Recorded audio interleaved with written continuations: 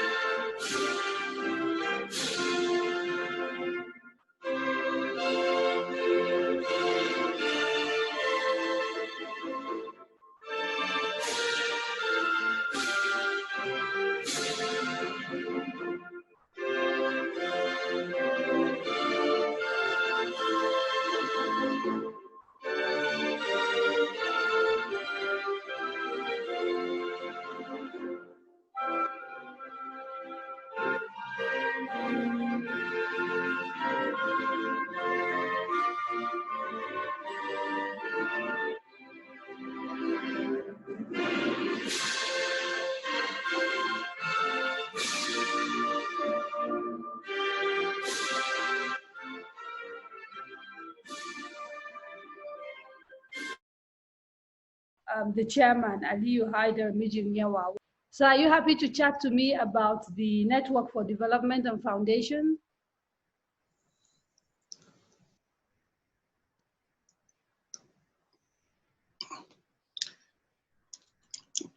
Yes, Kadaria, you are allowed. Yeah.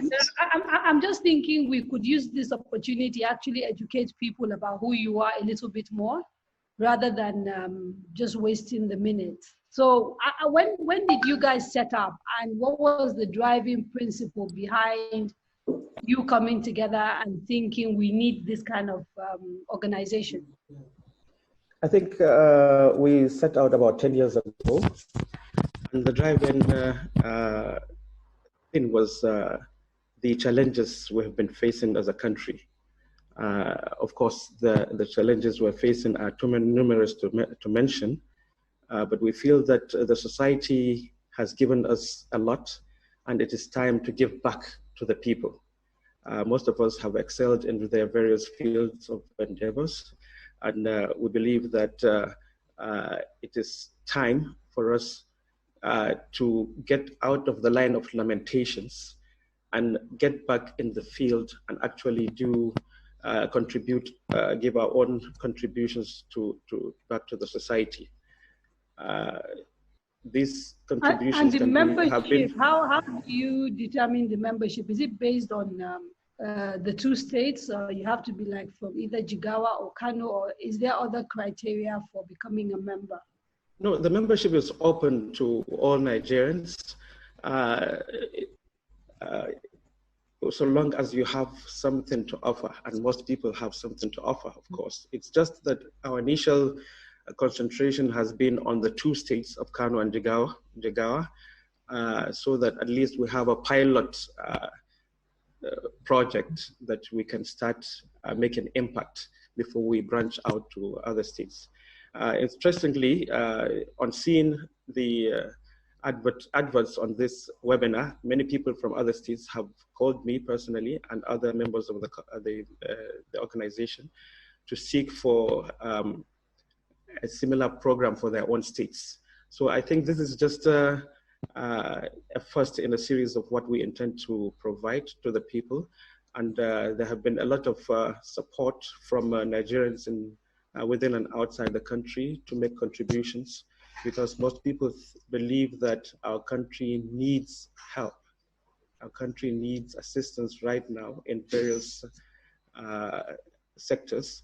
And we have the expertise to provide homegrown solutions, not copy and paste solutions, of course, because it's high time that we started building our own solutions rather than importing solutions from outside that do not fit our own situations. So this is the whole idea and the thinking behind forming Network for Development Foundation. And in 10 years, what are sort of the things that you've interceded on? What sort of projects have you executed? Yes, as I mentioned in my speech, we have focused mainly on, apart from membership drive, of course, sensitizing people on the need to give back to the community, the need to assemble like minds. Yes. Kadri, I'm ready now. Oh, okay. All right.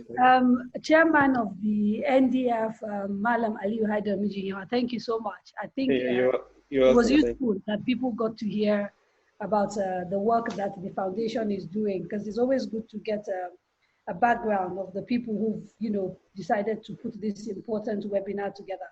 Okay, without wasting any more time, I'd like to invite Dr. Sani Aliyu Deneji, the National Coordinator, the Presidential Task Force on COVID-19, to give us his opening paper, which is on the socio-economic impact of the pandemic. Dr. Deneji, please. Thank you, Kadria, and thank you for inviting me. Can you hear me clearly? We can hear you clearly. Thank you very much.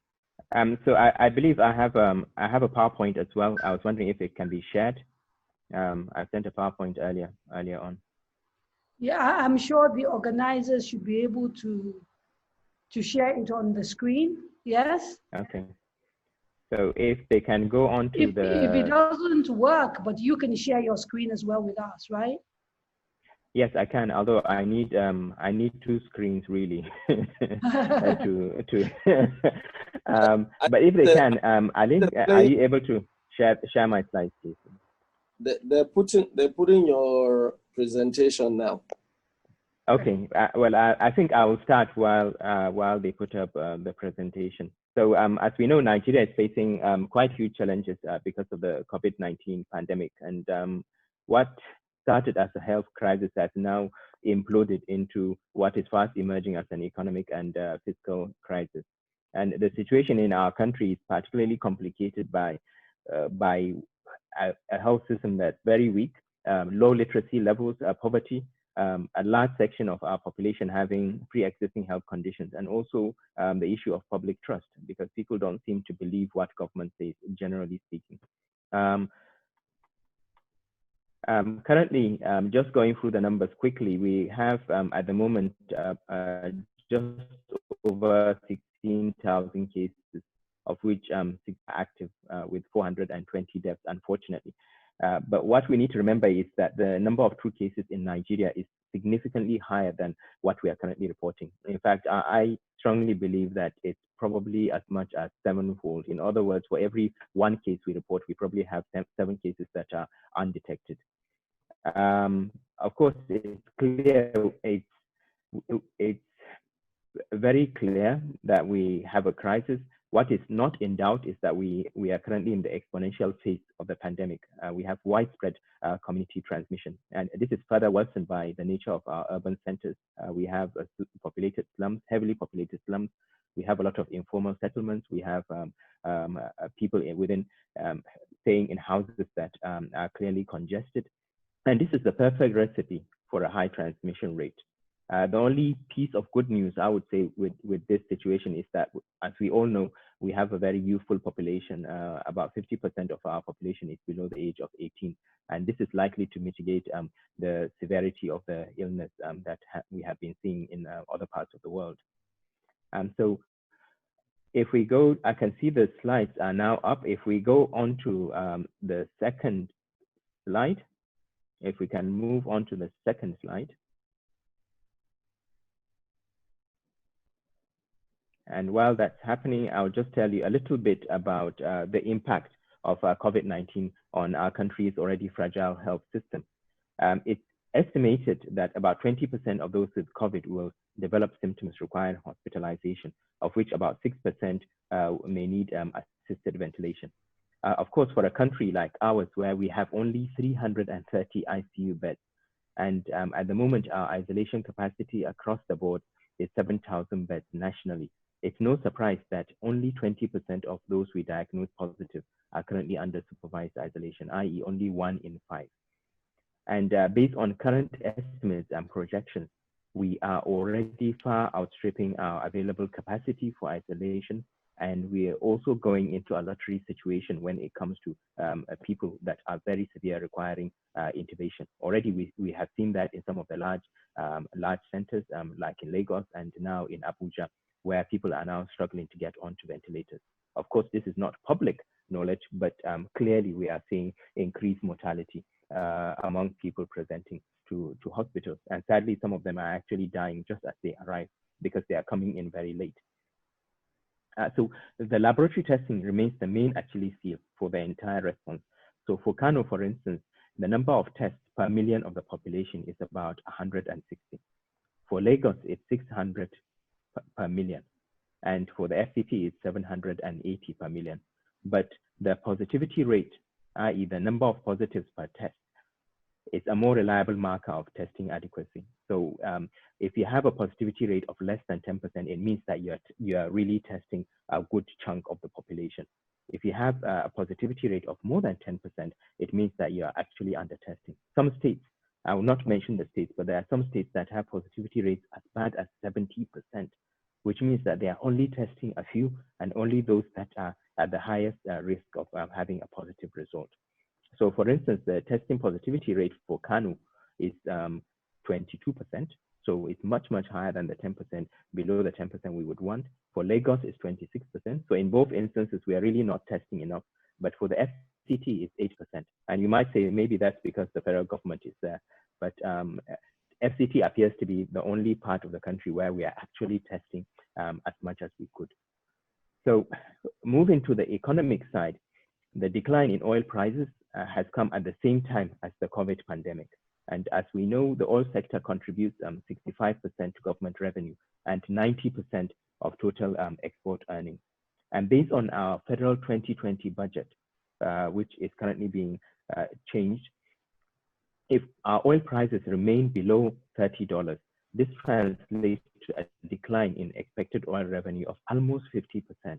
In fact, based on federal government projections of revenue flow from oil, this will decline from 5.5 trillion naira to 1.1 trillion, almost an 80% decline in oil revenue, which clearly will create a fiscal crisis in the country with accompanying economic challenges. And the impact will be more severe if you look beyond just the oil sector. So by the time you look at the adverse effect of the virus on other economic activities such as domestic commerce, service and agriculture, for instance, which form the bulk of the GDP. So if we move on to the slides appear to have disappeared. Can we have the slides back again, please, for the presentation? They were initially on the presentation. Okay, yes. So if we move up, so you've gone too far. Can we go back to slide number 2 or 3? Yeah, 2. Let's go up to slide number 2. Slide 2, please. Actually, this is fine. Yeah, slide 3 is fine. So if we look at slide 3, the National Bureau of Statistics recently conducted a survey to measure the impact of COVID-19 on Nigerian households. They interviewed 1,950 households, and this is the bad news that we've got when it comes to COVID. So 85% of people reported an increase in the price of food items, with 51% actually reducing their food consumption in order to be able to meet their needs. 42% of these households had lost their jobs.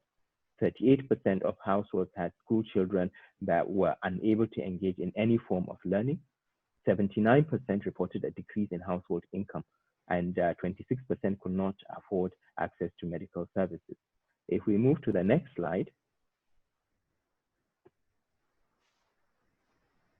So with this slide, you can see that the majority of households reported a decrease in income, irrespective of the type of livelihood. And this is most obvious in those that run non-agricultural businesses, followed by those that run agricultural businesses, 73%. And the only people that appear to have fared slightly better were those that were salaried workers, which is not surprising because both government and the private sector to a large extent have continued to pay salaries. If we move to the next slide.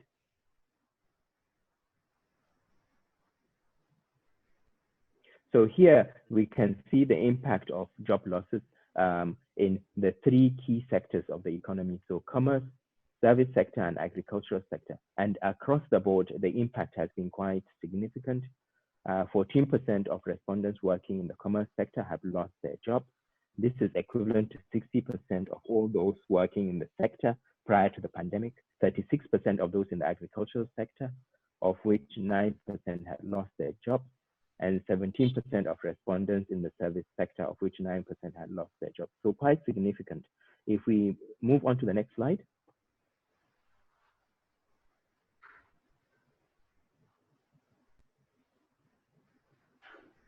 Apologies, there seems to be a bit of a delay. So we all have a safety net within the communities, and there are different safety nets, but what's very clear is that households have had to turn to different safety nets to cope with the economic shocks. A lot of them actually reduce their food consumption, which will exacerbate malnutrition in children. Some have gone onto their savings and depleted their savings. Some have borrowed from family members. Some have received assistance from family members. But you can see across the board that people have been trying to turn onto their social safety nets in order to cope with the shocks of COVID. Next slide.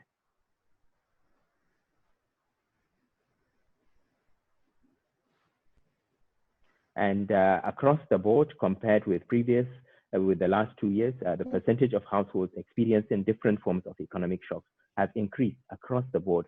whether it's the increase in price of major food items or increase in the price of farming, or the disruption in agricultural activity, or the closure of businesses. But across the board, there have been different forms of economic shocks experienced by households. Next slide.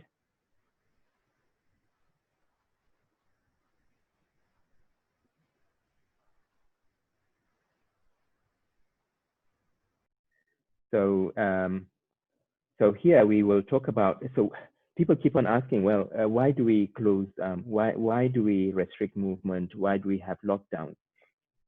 Well, lockdowns have been shown to be the most effective non-pharmaceutical interventions you can have in terms of a pandemic. They lead to a 45% reduction in transmission of infection compared to school closure, which is about 15%, and all the other interventions are actually less than 10%. They are between 4 to 5% when we talk about wearing masks and physical distancing, etc. But what we do know is that lockdown has led to significant disruptions in the supply chain distribution, as well as value addition and other services.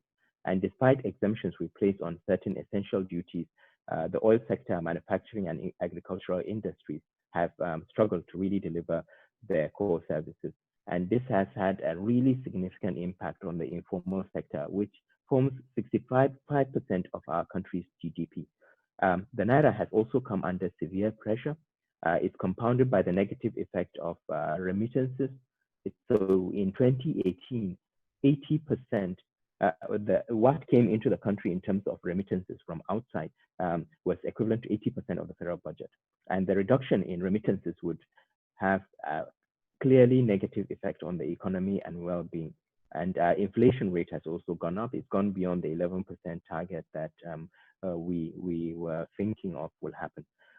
But what about the social impact? Since we're talking about socio-economic impact of the COVID-19 pandemic, well, pandemics have always had a serious impact on the social fabric of society, and this one is no different. It has led to disgruntlement, social unrest, mental health disorders, people being locked up at home. Studies have also reported increase in domestic violence against healthcare workers, gender-based violence and exploitation. It has also widened the existing ethnic fault lines in Nigeria. And especially in the context of social isolation measures, these have exacerbated community divisions and affected what we call community resilience, the ability of communities to come together to persevere in the face of crisis. Because here we are trying to break that social interaction that has always existed among societies in order to interrupt transmission. The challenges via the social networks which provide support is also an issue. The removal of safety nets for the vulnerable in the society. So, but what is the solution really? So, if we look at the slides, what are the sort of things that the states have been doing? So, for instance, in some states, like Lagos, for instance, is a very good example. We have provision of free medical services for people who presented at secondary healthcare facilities. In Kano, we've had the evacuation of just over 500 Almajiris to their neighboring state of origin to fast track their integration into the formal school system. Of course, this has its issues, but really, at least one of the positives is that the northern state governments have had finally addressed a major social problem that has existed for many years now. In terms of the economically vulnerable, Lagos have provided food kitchen programs, cash transfers, have supported medium and small scale in industries. And in Kano, there has been distribution of food items. Just today in our meeting, I was told that just over 1 million households have been reached by palliatives, particularly food, and as well as cash transfers. The next slide.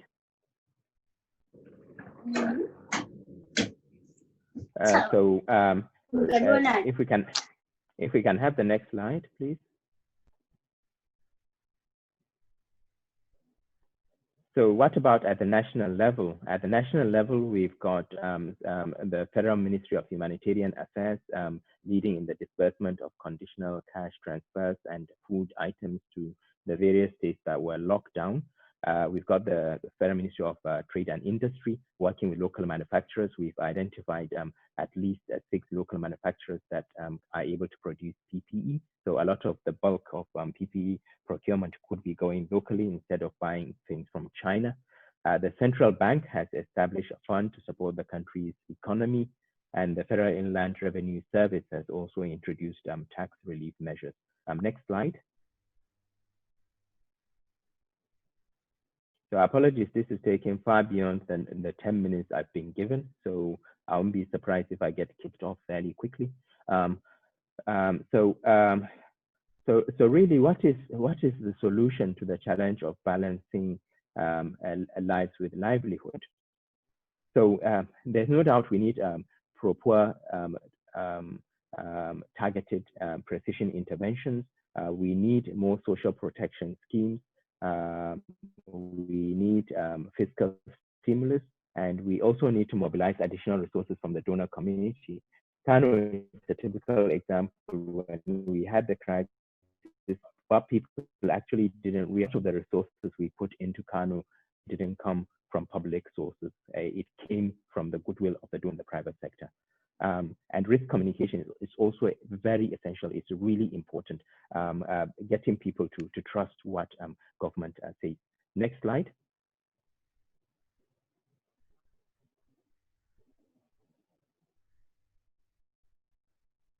So what does the future portray post-COVID? There's no doubt the post-COVID-19 crisis has caused economic distress to many. It has adversely affected health outcomes. It has strained our service delivery infrastructure. In fact, things haven't even started when it comes to the impact it could possibly have on our health infrastructure. And it's also led to immense cost to societal well-being. And the question, of course, is how can we address this? So if we move on to the next slide.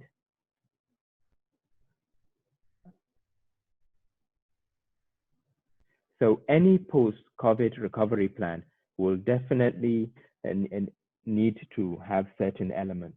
We need a quick return to economic growth. We need an improvement in our social contract and improvement in the overall human development. And this will no doubt require increased investment in innovative approaches for restoration of health systems, creation of culturally sensitive protection measures, increased investment in education, human development skills. As you can see with the National Assembly last week, for instance, when the health budget was missed. In the past, people would probably not have noticed it. But because we are in a COVID pandemic, suddenly everybody realized that actually, oops, we have forgotten about the health budget. We also need to look inwards in terms of creating a non-dependent manufacturing sector. We can see what happened at the beginning of the pandemic. India stopped the exportation of certain generic drugs. They just closed, and we were heavily dependent on India to supply us with some of our medications. And then, of course, peace and cohesion building measures that integrate the recovery of lost livelihoods. The huge number of people that have currently lost their jobs will become a social crisis unless this is addressed. And finally, what I wanted to say, if we move on to I believe this is the last slide. What I really wanted to say is that every crisis comes with its opportunities. And we can already see part of those opportunities, such as the acceleration in decision on several structural issues with government. We've seen the final address of issues relating to fuel subsidy, for instance, issues to do with the civil service, the Orange Shining report, finally solutions around market-based tariffs for electricity. From the side of the financial sector, we've seen an increased focus on stimulating local businesses, the central bank driving credit to local industries, and having a stronger focus on social infrastructure, including agri and food security, and credit to the health sector to reduce health tourism. So all these are opportunities that are now starting to come out of COVID. And I'm very convinced that the COVID pandemic will go eventually. No pandemic has lasted a lifetime. We know human beings will always survive, but we need to remember that this is an opportunity for us to reset the health agenda and also to reset those human capacity development paths of the economy. It shouldn't just be about building infrastructure. It should be about health, it should be about education, and it should be about promoting social cohesion. But thank you very much for inviting me to this, and apologies if I have gone way beyond time. Over. Thank you very much, Dr. Sani Aliyu Daneji, National Coordinator, Presidential Task Force on COVID, for that comprehensive but very sobering presentation on the socioeconomic impact of the pandemic. We will get an opportunity at the end of the program to ask questions of him, and I'm here talking about the general public that is part of this conversation. But we start essentially by getting two people to discuss what he has presented, starting with Dr. Abba Zubair, who is a professor of transfusion medicine and stem cell therapy, a medical director at the Mayo Clinic in Jacksonville, Florida, United States. Dr. Zubair, are you here? Yes, I'm here. Take it away, sir. Thank you. Thank you very much for the odds after the very clear and excellent presentation by Dr. Sani Aliyu, who really started by giving us the status of the current COVID-19 pandemic in the country and how it impacted the resources available, which seems to be very different depending on the location in the country. And then he really went in detail, providing data from the National Bureau of Statistics regarding the impact of the COVID-19 pandemic in the livelihood of the population. Clearly, this status of healthcare in Nigeria prior to pandemic is less than adequate, and then this comes in and then makes it a lot more difficult. He also highlighted some of the response that states, particularly Lagos and Kano, have tried to mitigate some of the impact of the measures taken to control the disease. He also mentioned the role of federal government and national infrastructure like the central bank in mitigating some of the challenges posed by the COVID-19. And then he went on and asked this important question, how do you balance livelihood or how do you balance saving lives and without jeopardizing livelihood?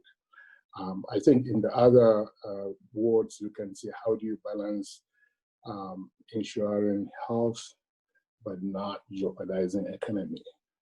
This pandemic really brings to us forward these two aspects, healthcare and economy.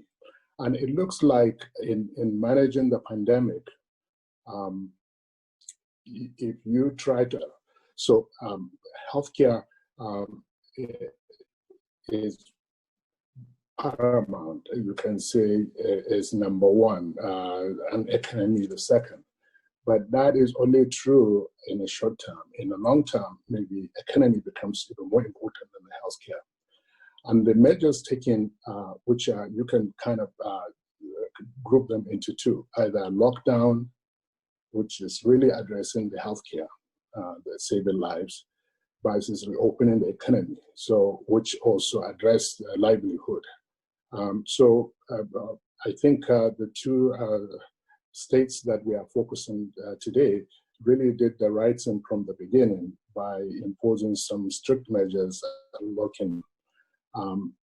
But if you prolong the lockdown beyond a point where you think you have a good control, the economic issues become more critical. So clearly, as Dr. Sani Aliyu highlights some of the key things to address, reopening the economy, I think it's paramount to do this strategically. Basically, in my view, is that the society needs to open, the economy needs to be open. By reopening, it needs to be done smartly, smartly in the sense to address the risk of spreading the disease even more, because the disease is already in the society. So basically breaking down or limiting transmission, at the same time ensuring the economic activities goes on. So how do you achieve that? I really think we need to look at our existing infrastructure, as limited as they are. The key, I think, in my mind, and again, I'm talking about Kano and Jigawa, we have a robust traditional system.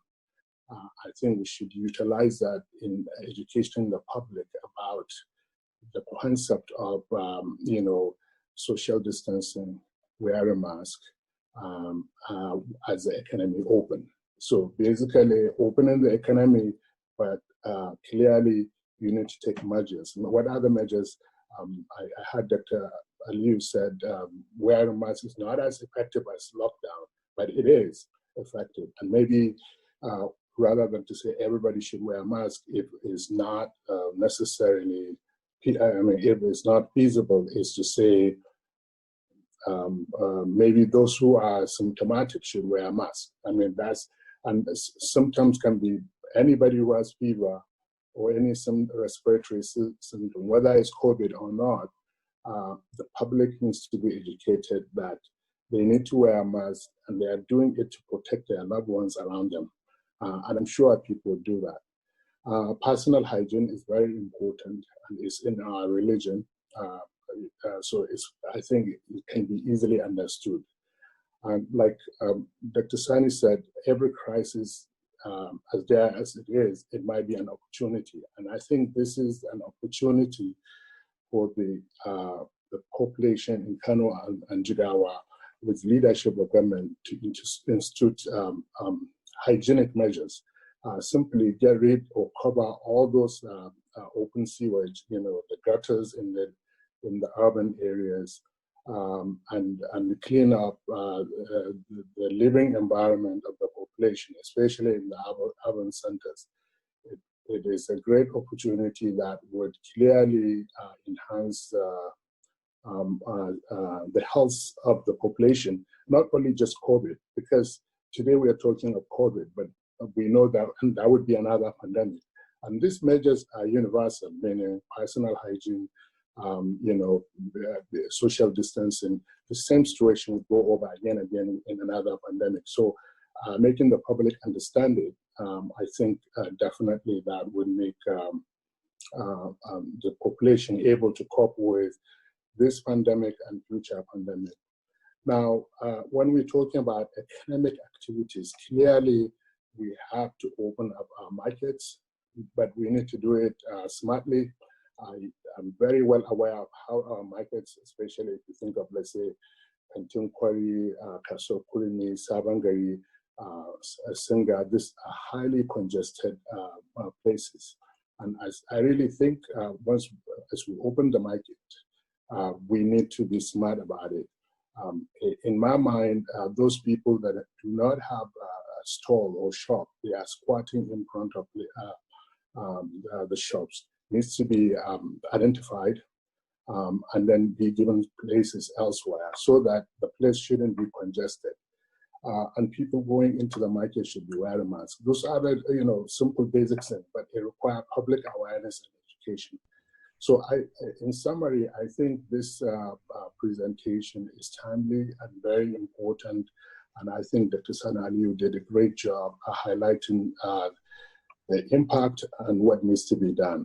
So it's really fantastic. So I will stop here. Thank you very much. Thank you very much, Dr. Abba Zubair, for that intervention and suggestions on what you called smart and strategic response to the issues that we have. Can I please remind all the speakers that Zoom is one of those innovations that are great, but it does mean that from the beginning we commit to a certain time for our conversation. And so if people overuse their time, we will end up getting kicked out without actually completing this important meeting. So can I please ask people to try as much as possible to speak to their allocated time? For the second intervention on the paper that was presented by Dr. Sani Aliyu Deneji, I'd like to invite Dr. Serki Abba, Professor of Urology and Pathology and Director of Cancer Global Health at Northwestern University, Chicago, Illinois. Dr. Serki Abba, are you here? Does anybody know if Dr. Serki Abba is here? I don't see him.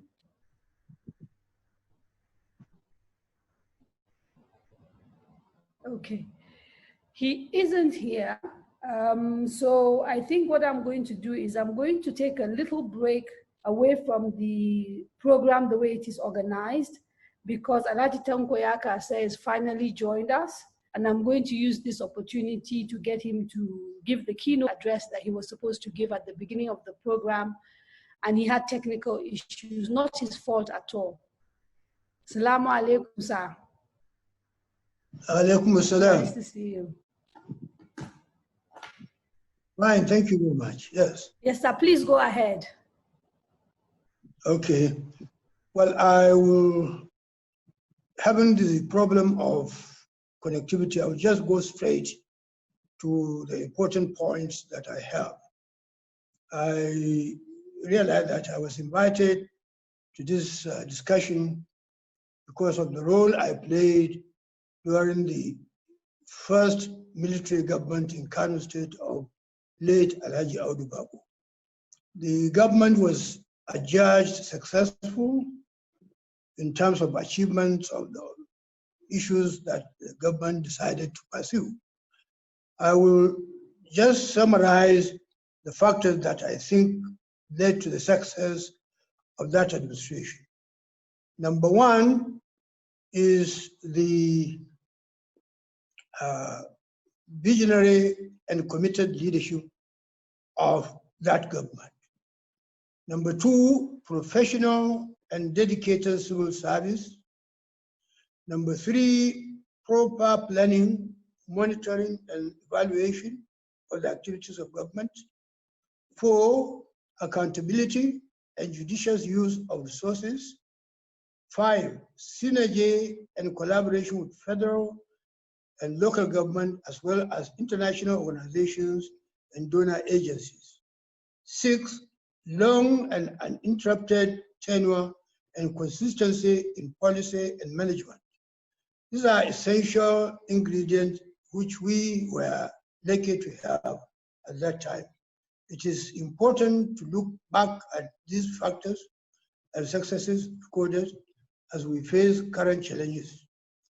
I will go straight to my recommendations. Number one is to return to development planning and coordination between tiers of government. Long-term development plan is the key to success because it will enable you to assess your progress and adjust your activities accordingly. I think the number two is proper monitoring and evaluation of public office holders and government bodies.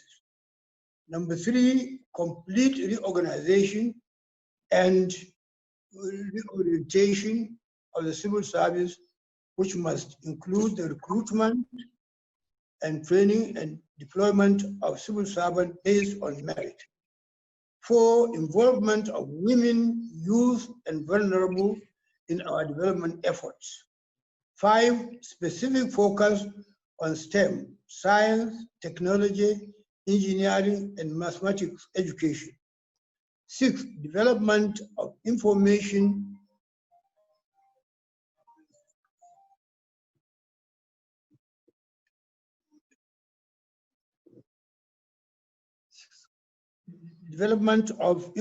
technology strategy for wealth creation in the state is necessary in today's global world. Improvement in the quality of candidates and drastic change in method of selecting of the leadership cadres that are presented to the electorate at all levels during elections. Number 8, rural development with emphasis on community development. Number 9, entrepreneurship development, where funds to match any investment by either angel investors or venture capitalists to support viable businesses by startups. A case for reference is the YOSMA program established by the Israeli government, which started in 1993 with $100 million. The fund is now in excess of $3 billion. These are some of the areas that I consider vital tools in our development efforts. In conclusion, I would like to place special emphasis on the need for reintroduction of development plan, which was abandoned after the Second Republic. The essence of development plan is to give a guide towards achieving a vision. This is a tradition in any developed and developing countries. I thank you very much for your audience, and I'm sorry for the hiccup at the beginning of this program, which is no fault of mine, but it's a problem of connectivity. Thank you very much. Thank you very much, Elder Statesman Alhaji Tanko Yakasai, for that succinct contribution, which talked about the attributes and the ingredients of successful governance, among which include accountability. He then also went on to give us recommendations on the way forward and emphasized the importance of development planning and also the quality of candidates we put in political office, education, which should focus on STEM. Thank you so much for that, sir. I'd like to now find out whether Dr. Sarki Abba is available. Yes, I am. I have always. All right. Did you actually manage to watch the presentation by Dr. Deneji? Yes, I was here. You did? Okay. All right. Excellent. All right. So we will go straight into your intervention, please. Okay. Well, thank you very much, Kadaria. And I would like to, first of all, I guess the protocols, excellencies, our respected elders, distinguished ladies and gentlemen. I really sincerely want to thank the NDF for giving me a chance to be part of this really timely and important webinar. I want to, because I think that both Dr. Sani and Dr. Abba have really made excellent presentations. I want to restrict myself to making just one point. And that is to emphasize the fact that I think it is well recognized that really the only time we will get out of this pandemic is when there is a safe and effective vaccine. Treatment could help, but really everybody is looking towards a vaccine. And the activity that has taken place in terms of developing vaccines for COVID-19 is just phenomenal. There are over 160 candidate vaccines. Some of them are already on the verge of phase three trials in such a short time, which is the final step before approval for widespread use. So I think we can hope that by the end of this year, according to some of the analysis, maybe a vaccine will be available, which will be really remarkable. I want to address 2 points regarding this, because having an effective vaccine really is when we can look at a real economic recovery. And when I say we, I mean the entire world. The first question is, when the vaccine comes, when it's available, can we get it? You know, by we meaning Nigeria and our population. The second question is, if we get it, will we take it? Will we use it? Regarding the first question, I think it behooves both the government and civil society to already start to anticipate that when these vaccines become available, how can we get it for our people? Right now in the US, for example, the US is committed to funding 3 candidate vaccines for phase 3 trials, one by Moderna Incorporated, another by AstraZeneca, and another by Johnson & Johnson. These are all biotech and pharmaceutical companies.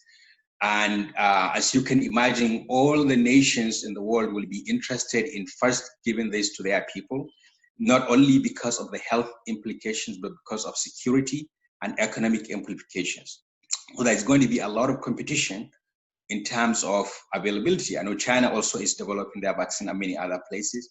We need to think as Nigeria, how can we get access to the vaccine for our people when it's available?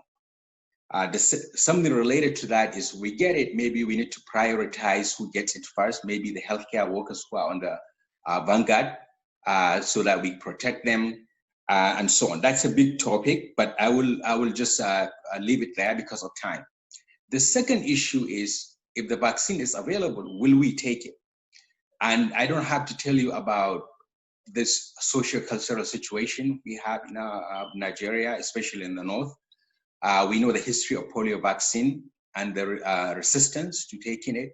We know that even with COVID-19, there is already a lot of noise going on social media and other sources of people saying they don't believe in COVID-19. Maybe it is engineered to, to maybe affect Africans or developing world.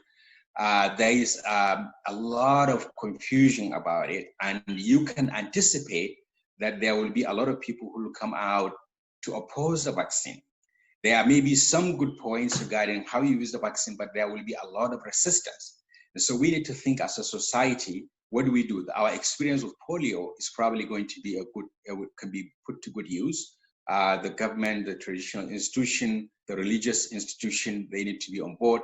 We need to start. I would expect that our governments already have set up committees in anticipation of when the vaccine becomes available. First of all, how will we get the vaccine, engaging international organizations and so on.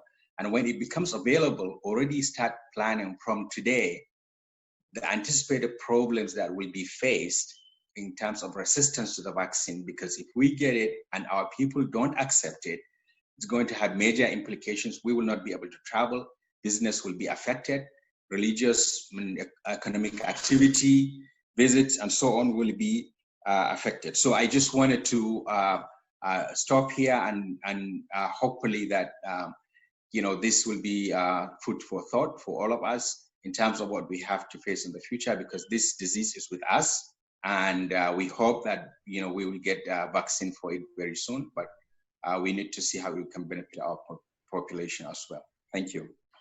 Thank you so much, Dr. Sarki Abba, for that succinct intervention, issue of vaccination, and the issue of trust, which was actually also raised as a major concern by Dr. Sani Deneji. And I think this is particularly important if you look at the demonization of Gates that has taken place and all other proponents of vaccines in the wake of the COVID-19 pandemic. Once we open the general conversation, I'm sure we'll be able to discuss and get responses to these concerns, discuss a little bit further. So let me quickly move to the second paper. It's to be presented by Dr. Mohammed Sagagi, the Vice Chair, Presidential Economic Advisory Council. And a reminder that his time is 10 minutes. The topic is planning for a transition to economic recovery. Dr. Sagagi, please. Thank you very much, Adelia. I think I would have to switch off my video because I think it's interfering with the system.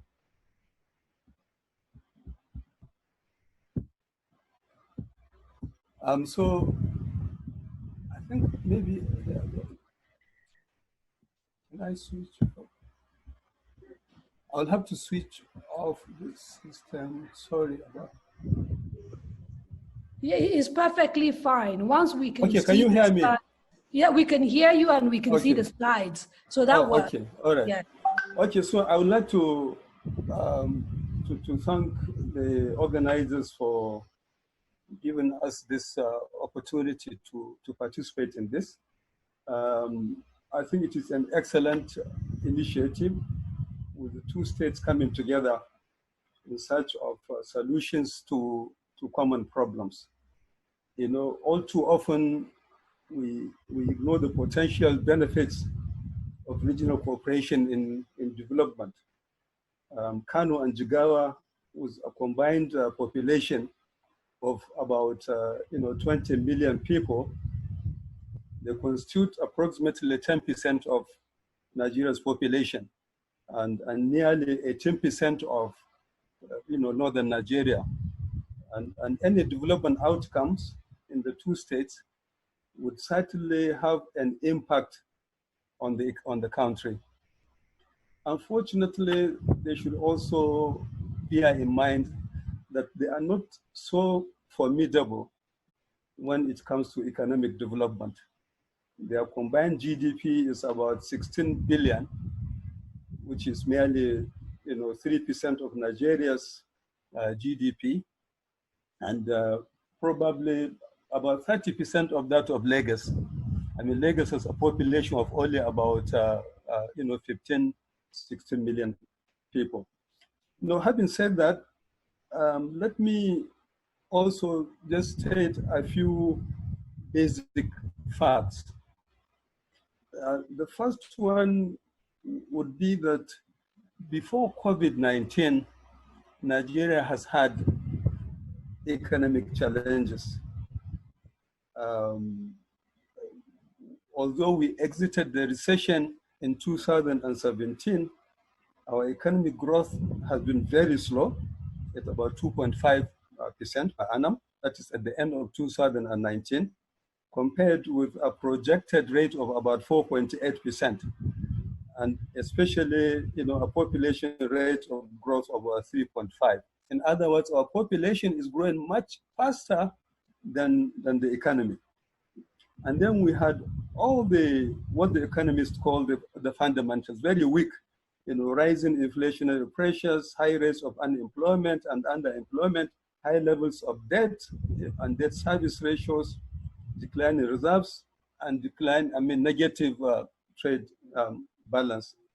And for northern Nigeria, we know the consequences we have suffered over a long period of time because of a depressed formal sector of the economy since the 1990s. Northern Nigeria has been dubbed, the poverty capital of Nigeria since the publication of the poverty report. So after COVID does not necessarily mean Uhuru. Doctor, can I interrupt you a minute? Yes, please. There are people whose conversations are coming through. So just to remind everybody, if you are not speaking, can you please put yourself on mute so that you're not interrupting the presentation, please? Thank you.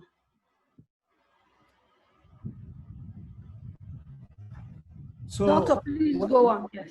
Why will be? We should not be too optimistic that after COVID, then we all go to heaven. There's a lot to be done, and we should bear that in mind. The second basic fact I want to point out is that we really have to be prepared for perhaps a long economic downturn. Again, it's good to be optimistic, but we also have to bear in mind that this is a crisis like no other.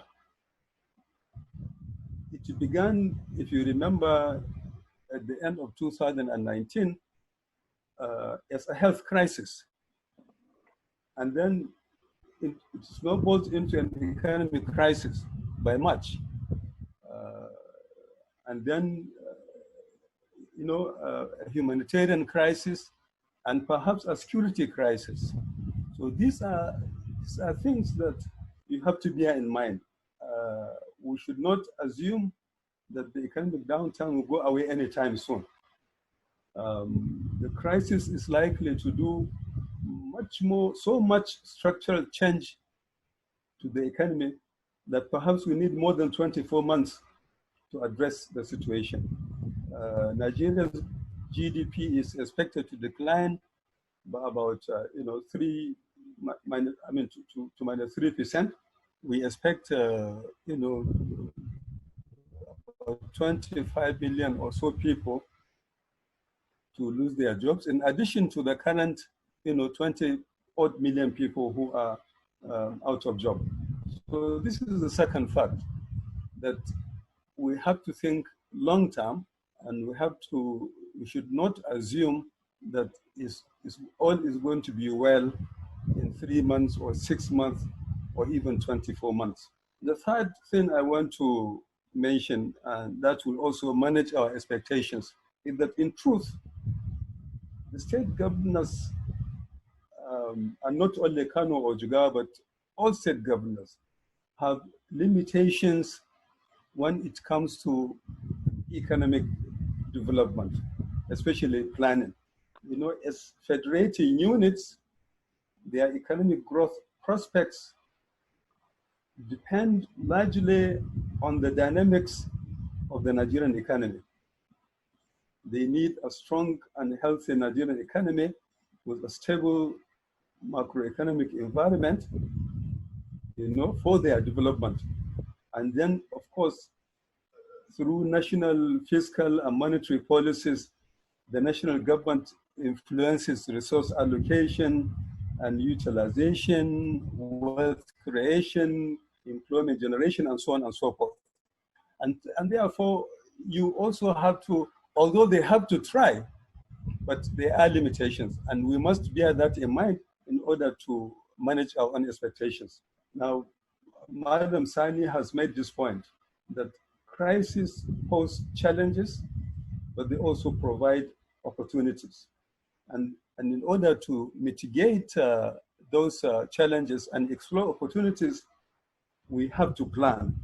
And I really appreciate the point that Alhaji Tanko Akase has made on the need for us to go back to long-term planning. So having said, you know, those initial points, what do we want the states to do? Our vision for the states would be for them to emerge bigger, better, and more resilient. And these are the objectives that we think that they should try to pursue. The first objective, of course, is to grow the economy. You can't do anything unless you grow.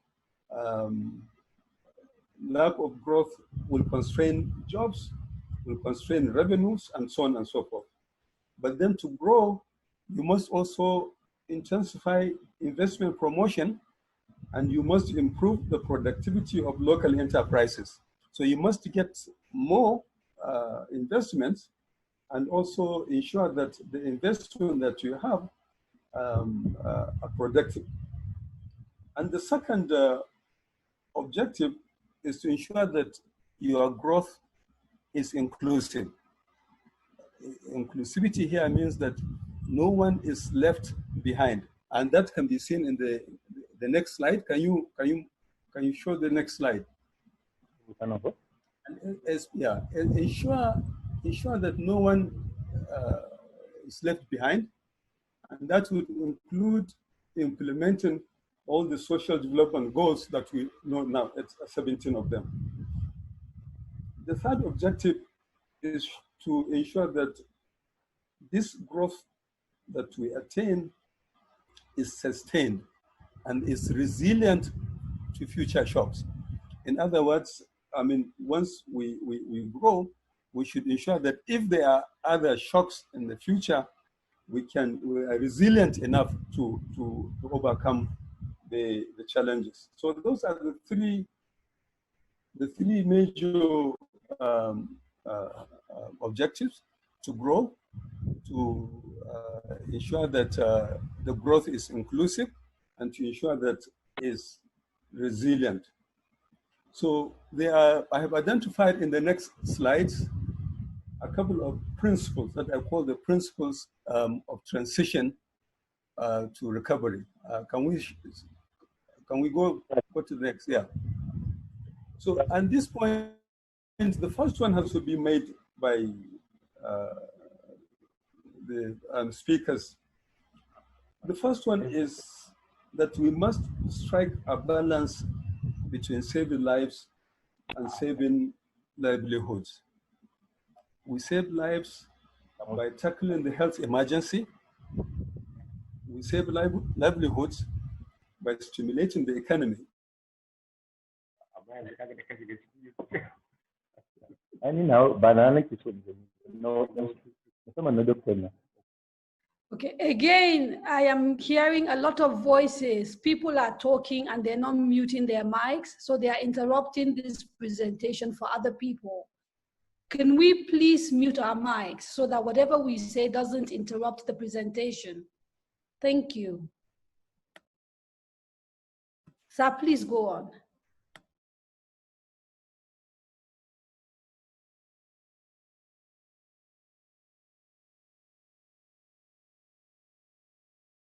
And leave the other.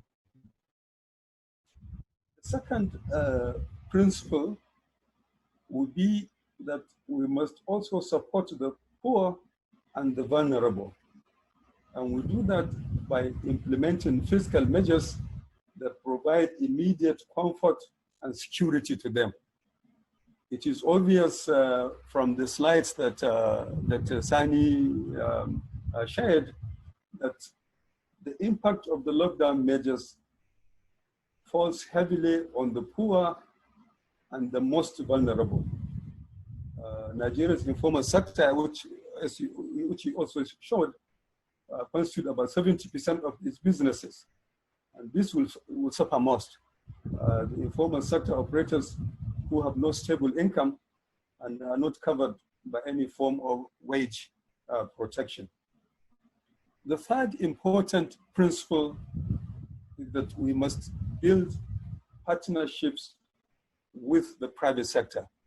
Now, it's important to recognize the effort of the private sector since the beginning of the pandemic. A lot of the things we do in our development plans, in our budget, is to rely on government resources alone. But as the previous speaker had said, one of the effects of the pandemic is the massive reduction in government revenues. Both states rely on the federal government for the funds that they spend in their states. I think the dependency ratio is between 20 and 30, between 50 and 60%, dependence on the statutory allocations. Now, in January, I think the federal government shared about 760 billion naira to the states. I think last month it came down to about 400 billion. And if the oil sector continues to decline, then it's likely that in the next couple of months, we are likely to see even more drastic falls. And many states may not be able to pay salaries to their workers. So it's important that you reconnect with the private sector for support, for skills, for technology, and for cash. The fourth one, which is also related to the third one, is that you have to broaden our resource horizon. From recent events, it is also obvious that the private sector has appetite for investment. The federal government scope for 150 billion was oversubscribed by about 559 billion, which means that you can actually mobilize resources from the private sector, and you can do a lot of PPPs, public-private partnerships in building infrastructure and many commercially viable projects. Number 5, governments in the transition and beyond must maintain spending efficiency. And this means the states trying to do more than what they are doing, but with less resources at their disposal. They should, as much as possible, cut non-essential capital expenditure, and of course, recurrent expenditure, our governors should have to consider, should have to ask whether we need all the advisors and all the senior special assistants and special assistants and so on, and whether it is realistic to maintain all the fleet of cars that we see flying the roads. So we have to maintain that efficiency. We have to ensure that we cut our cloth, we cut our coat according to our cloth, to the size, according to our size. And then the sixth one is that we have to go local.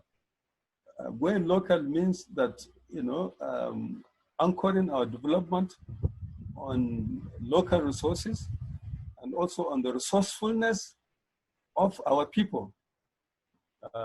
Obviously, no matter how much we want to base development on import, is now almost next to impossible for us to do so. So we have to also be ingenious enough to ensure that we use local resources and local talents in promoting economic development.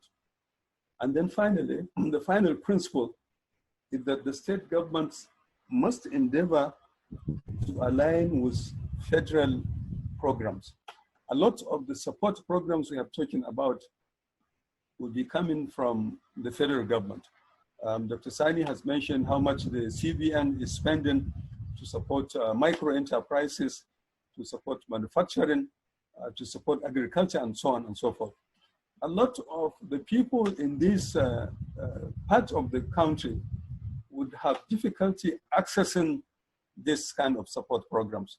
And the states must endeavor to use either their institutions or institutions outside the state governments to be able to support.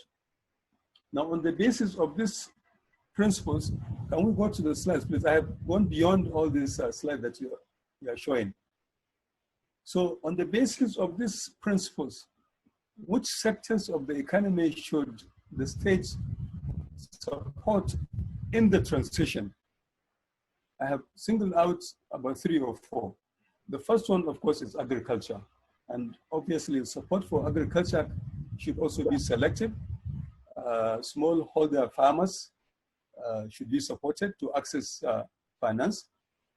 If possible, the state should endeavor to expand agricultural production through expansion of cultivable land. I think Jigawa State has had experience in that. Their clustered model that they have tried a couple of years ago. And the second one, the second sector would be the MSME sector. Nigeria has about 41 million micro, small, and medium enterprises. I think in Jigawa, we have over 1 million of such enterprises. And Kano, close to 2 million. And as one of the speakers mentioned, these are the backbone of the economy. And therefore, the states should ensure an increase in their productivity and should ensure that they are linked with the formal sector of the economy. And the third sector they will support would be human capital development. And that would include vocational, technical and vocational education, especially for self-employment. A review of the healthcare system, like someone has mentioned that, and also support for IT. I believe that one of the speakers is going to focus on that one. So 3 sectors on the basis of the principle that we have mentioned: agriculture, MSMEs, and human capital development. So I'll stop there. I hope I've not overshot my time, moderator. Thank you very much.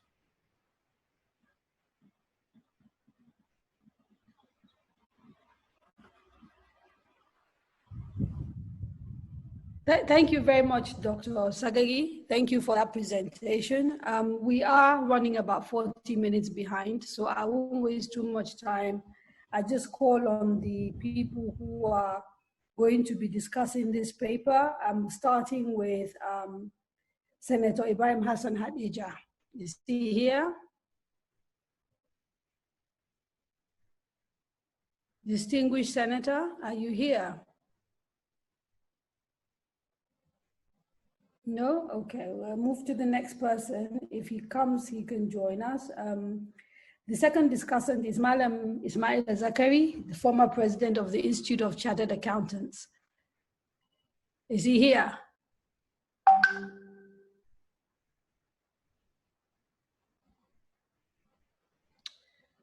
Okay, so I'm not too sure that they are here. I think what we'll just do is maybe we should just move quickly to the next paper. If they happen to join us. Yes. Ismaila is actually calling me, and let me hear why. Ismaila, what's the problem? They're all logged on, even including Senator Ibrahim Hassan. Okay. I don't know what's the problem. They can't hear us? I can. The problem is from the host. Okay, the problem is from the host. Can you take an interlude of 2 minutes? Let me deal with the hosts, please. Okay, we'll take a short break. If people need to go and get a cup of tea or something, this is the time.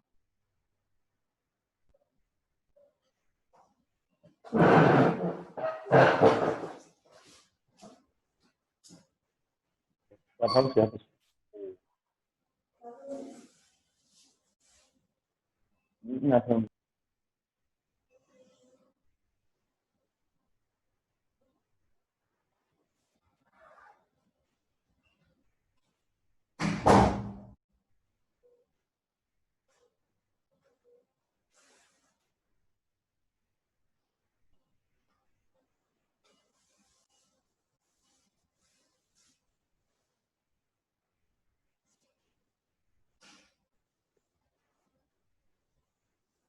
I think the response is very, very fantastic. The questions and answer section is very, very rich. I hope it will be kept so that each of the people that were addressed can answer some of these questions.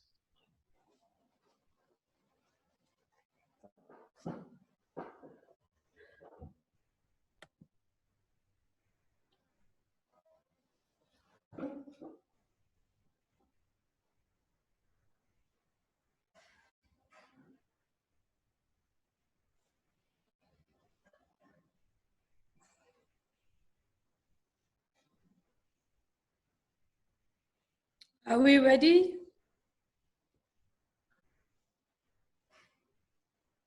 Hello?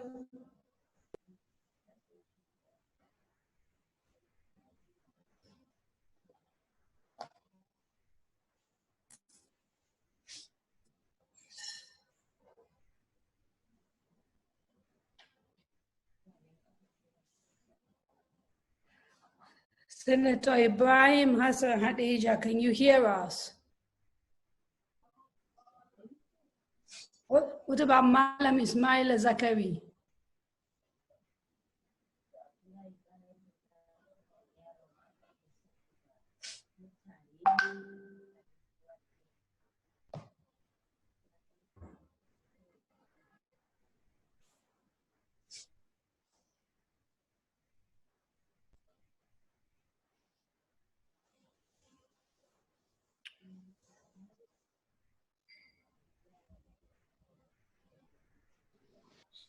I'm here, Kadria. Can you hear me? Yes, I can. It's good to see you. Hi. Did you hear the presentation that you're supposed to be responding to? Yes, I did. You did? Okay, all right. So please just go ahead. Thank you. All right. Thank you, Your Excellency, our father and distinguished elder statesman, Alhaji Tanko Yakasai, who is the lead speaker, the distinguished panel of expert resource persons here, distinguished audience, ladies and gentlemen. Assalamu alaikum wa rahmatullahi ta'ala wa barakatuh. Good morning. I am indeed delighted to be invited to contribute to this very important discourse as a discussant in the paper or session anchored by Dr. Muhammad Sagagi on planning for transition to economic recovery post-COVID. I am not an economist, and I have not worked in government before, so my perspective is that of a professional accountant who is mostly had extensive experience in the private sector, as well as the fact that I'm non-governmental. And I want to agree mostly with the submission of Dr. Muhammad Sagagi in his presentation earlier.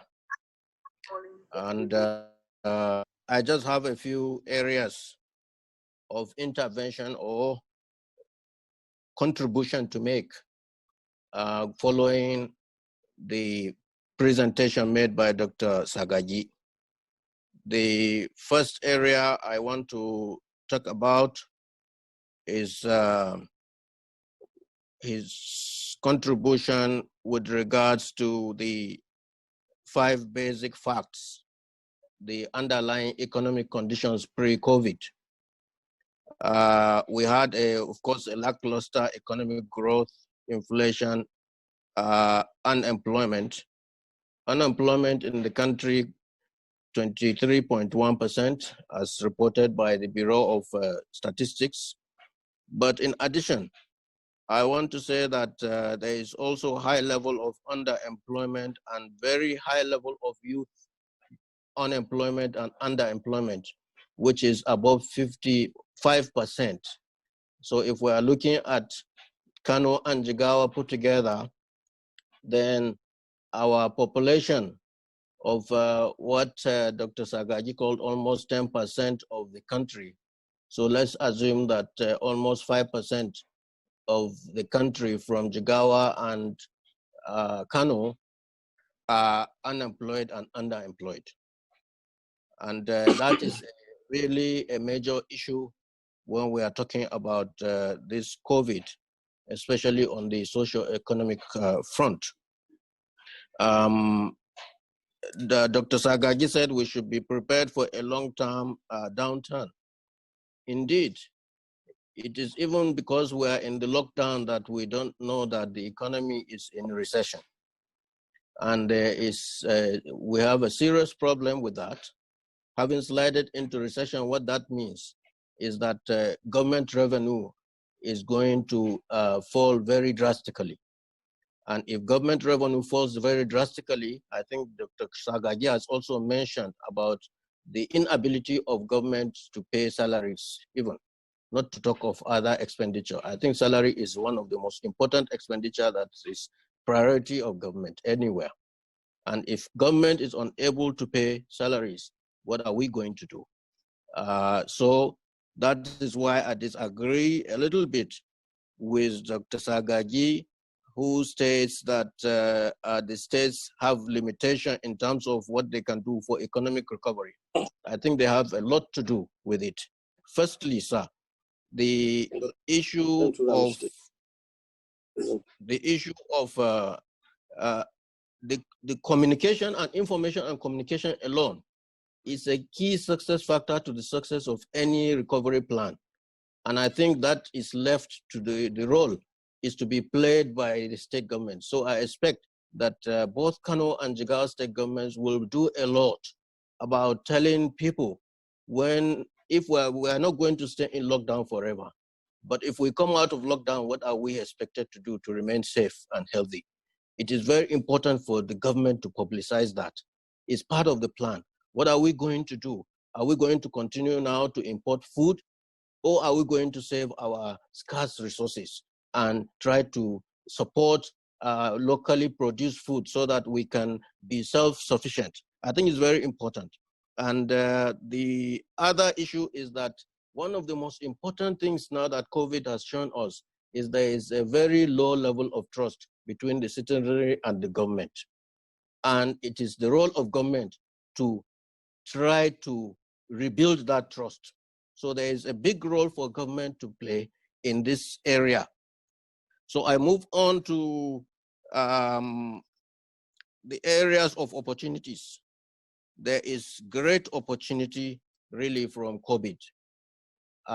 One of the most important opportunities, of course, is the fact that we will start all over again. We have seen already that in terms of healthcare facilities, we really do not have the healthcare facilities to support the citizenry and the population in terms of crisis. This COVID has exposed that, and I think Dr. Sani has clearly stated that in his presentation, so I'm not going to repeat it. But definitely, what are we going to do? I expect that government and the private sector will come together to look at the health situation and health infrastructure. And one of the important areas I have noted is that some people have come with some support for COVID support, and they are building structures in temporary places.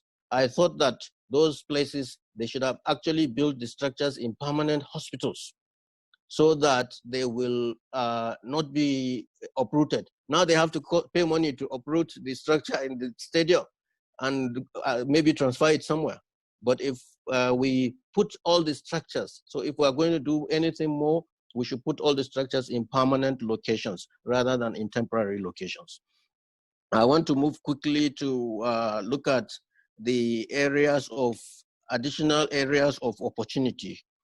And where I see opportunity is in our self-sufficiency, that is self-reliance. We should focus on areas where we will become self-reliant as a people of Nigeria, rather than focusing on importation. We have already seen that some countries that we have been importing from are ready to close their gates for us on even important issues like medicines from India, from Spain, and so on. So we need to start thinking, okay, in terms of crisis, where are we going to get medicines if those people close? We have to start being self-sufficient. One very important area is, of course, in the area of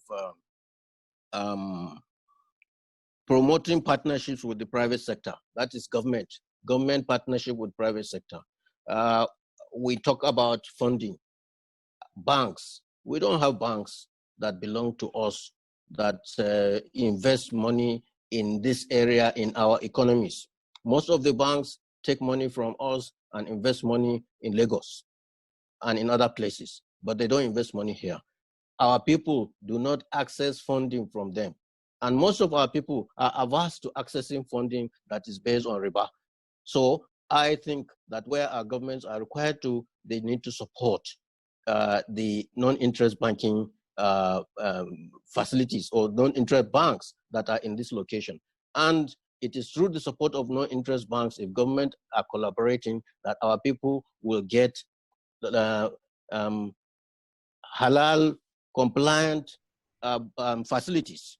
So I think that it's very important for us. Dr. Sagagi has told us already about the availability of funding. Just from the 150 billion sukuk that was floated last week by the federal government, or first week of June, 669 billion was raised, and it was oversubscribed by 446%, meaning that if governments go out now, even state governments, and try to raise Islamically compliant sukuks, it means that people are ready to invest, because these schools come from tax, they have tax-free incomes, they give tax-free incomes, and so people will not have to pay tax on them. The next issue is talking about access to finance, access to business development, and access to markets. I want to intervene in two areas. One is that the Securities and Exchange Commission has already sent out a draft regulation or guidelines on crowdfunding. I think that we should focus on those areas. The Chamber of Commerce, I'm happy that the president of the Chamber of Commerce from Kano is on this platform. I hope the man from Jigawa is also here, so that we should look at the areas of where can we crowdfund, where can we put resources together and do business. Right now, you will see that Indians are coming to Kano to Megatari in Jigawa State, to Gujungu, to buy our commodities and export them. Why don't we do a crowdfunding arrangement and start exporting ourselves? It is very important for us to focus on those areas. The Chamber of Commerce, the Manufacturers Association, and so on, and government need to tell our people about the AFCFTA, which is the African Continental Free Trade Agreement. It is something that is coming, and we have to prepare for it if we are going to take advantage of it. The next one is Ismaila, the intervention can be longer than the presentation. Okay, I'll finish in a minute. Please try and wrap up because of time. All right. Okay, I'm talking about Islamically the support that is given by government. CBN gave 1.15 trillion naira support. They call it COVID pandemic intervention funds, out of which they have told us last week that a total of 107 billion has been disbursed successfully. How many of that has gone to anybody in Kano and in Jigawa State? It's a very, very serious matter that we need to look into. Most of these, our people are not accessing it because they don't have the skills, they don't do financial statements and so on. But most importantly, they are averse to riba, they are averse to interest. So I think our governors should make a case together with the Chamber of Commerce and the business community, should make a case to say that if they are doing this funding, then they should also come with some Islamically compliant portion, so that people who have the desire not to take interest will also participate in it. I think that is part of financial inclusion, and we should do that. Finally, I just want to say that Dr. Sagagi has talked about agri, MSME, and human capital development. I think one of the most areas we should concentrate on is trading. It's our traditional business. It's our traditional business and trading. I see trading Kano become bigger than Dubai in terms of trading. Kano and Jigawa put together. Someday there won't be space between Kano and Duse because it will all be completed. And Kano, we will have to live here. And that's my prediction that in the next 15 years, we will be out of Kano. We'll have to go to rural areas because everywhere is going to become a trading shop in Kano. And if that is the case, then we should focus on reducing unemployment through trading. And that is my final point, is education. And in that terms of education, I know that some other people are going to talk about technology, but I see that we must invest in adult education, which will change us towards an orientation towards technology and business. That's our focus, and that should be. Thank you very much. Thank you so much for that intervention. Can I ask if Senator Ibrahim Hassan Hadeja is now available? No? Okay, in that case, we'll move quickly on to the next paper. And that paper is to be presented by Malam Kashifu Inwa Abdullahi, the DG of NITDA. And the topic is Beyond the COVID-19 Pandemic, How Digital Technologies Are Shaping Future Economies. I'm sorry if I'm being a little bit hard on time. You all know that we have to finish before it's time to go to the mosque. And so please, can I ask people again to try and stick to their allocated time? Thank you. Sir, are you ready? Yeah, thank you, Kadria. Thank you very much. Our father and elder statesman, Alhaji Tanko Akasi, the National Coordinator, Presidential Task Force on COVID-19, Dr. Sani Aliyu Deneji, the Vice Chair, Presidential Economic Advisory Council, Dr. Muhammad Sagagi, the Chairman, NDF, Malam Aliyu Haidar Mijinyawa, other distinguished guests, members of the press, ladies and gentlemen, may peace, mercy, and blessing be upon you all, and good morning. Thank you for having me to participate at this epoch-making webinar. This morning, I'm going to share with you my thoughts on how digital technology shapes the future economy beyond COVID pandemic. COVID pandemic and lockdown have changed our needs and wants as individuals, communities, and governments to survive and thrive in the post-COVID. We need to reassess and redefine our value proposition. The pandemic has caused an unprecedented upheaval across all industries, with commerce, transportation, oil and gas having badly hit. These industries provide a lifeline to our economy in Kano and Jigawa. According to the World Bank, COVID-19 has triggered depression. The bank predicted that. I think I'm not going through the paper. Maybe there is no need to share it because of time. I can't go through it. I'm just delivering the speech. The bank predicted that the global economy would shrink by 5.2% as a result of the pandemic, which is about $7.4 trillion US. Even though the ultimate impact is still uncertain, the pandemic has resulted in contractions across the world, and Nigeria is not an exception. A survey carried out by the National Bureau of Statistics, as shared with us by Dr. Sani Aliyu, shows that many citizens are concerned about their lives and livelihoods. 78% of the respondents were worried about their health, while 92% saw the pandemic as a threat to their source of livelihood. Crises are recurring events in human history. Some are less severe, others change legislation, world politics, our perception of the status quo, and people's lives. Humanity had overcome crises like the Black Plague and Spanish flu before. Therefore, I believe that we will overcome this pandemic as well, and we will come out of it stronger.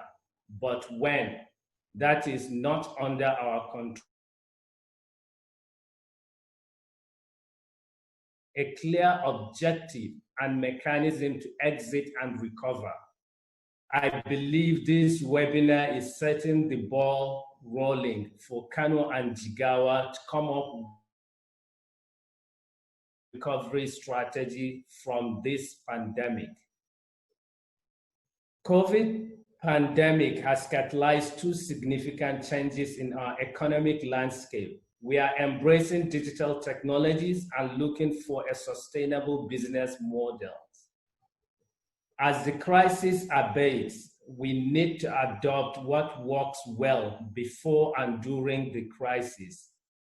Digital economy was emerging before the crisis, and when the crisis hit, it made it more profound. Thus, the digital economy is our solution out of. On 4th June, the Institute for Policy Studies in the United States published a report that tech billionaires in America got $565 billion US richer during this pandemic. Amazon boss Jeff Bezos alone added 30 between mid-March and early June. All this happened while conventional businesses were shut down. Madam Kashim, we keep losing you, you're dying out. Can I suggest you kill your video so that we get your audio clear? And then you can always put it back on after your presentation because you keep getting interrupted. Yeah, thank you. Okay, can you hear me now? Can you hear me? Hear you now. We can hear you now. All right, thank you. All this happened while conventional businesses were shut down, and 43 million Americans have filed for unemployment. Likewise, in Nigeria, ICT contributed unprecedented 14.7% to our GDP in the first quarter of 2020. This clearly shows that the federal government effort to make Nigeria a digital economy has started yielding results. And it is important that Kano and Jigawa key in to benefit from this journey. As indicated in Mr. President's 2020 Democracy Day speech, the digital economy is critical to our country's development agenda. Our journey to digital economy started on 23rd October 2019, when President Muhammadu Buhari GCFR designated our ministry from Ministry of Communications to Ministry of Communications and Digital Economy to drive the positive impact of the digital economy in every sector of our economy. The ministry, under the leadership of Dr. Ali Ibrahim Pantami, has pioneered the development of the National Digital Economy Policy and Strategy for Digital Nigeria. At NIDDA, we have started the implementation of the policy with so many initiatives to diversify our economy. Because of time, I will touch on what we are doing in Kano and Jigawa states only. Our Northwest Zonal Office, sited in Kano, is ready for commissioning, and we are going to commission it as soon as restrictions are lifted. The office is equipped with state-of-the-art training facilities to train our teaming youth from the Northwest region on digital skills. Hello? We can hear you. Please carry on. Hello? Malan Kashifu, we can hear you. Please carry on. Okay, the training is for all. We have facilities for people living with disabilities, artisans, students, and young entrepreneurs. In Jigawa State, we have a strong partnership with the state government under the leadership of the Executive Governor, Alhaji Muhammad Badr Abubakar. We have executed several projects. Among them, we are building ICT community centers in the 3 senatorial districts to engage and train our youths on emerging technologies and entrepreneurship. Also, we have engaged 135 farmers for smart farming, aimed at revolutionizing the state agricultural value chain. The initiative, National Adopted Village for Smart Agriculture, NAFSA, is an ecosystem-driven digital platform for transforming the agriculture sector in Nigeria.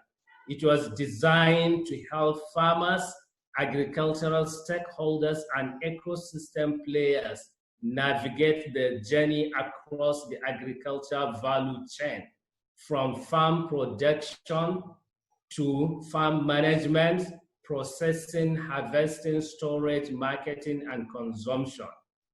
The project comes with tailored empowerment and sustainable business models that create diverse opportunity for the agricultural value chain that never existed in our country before.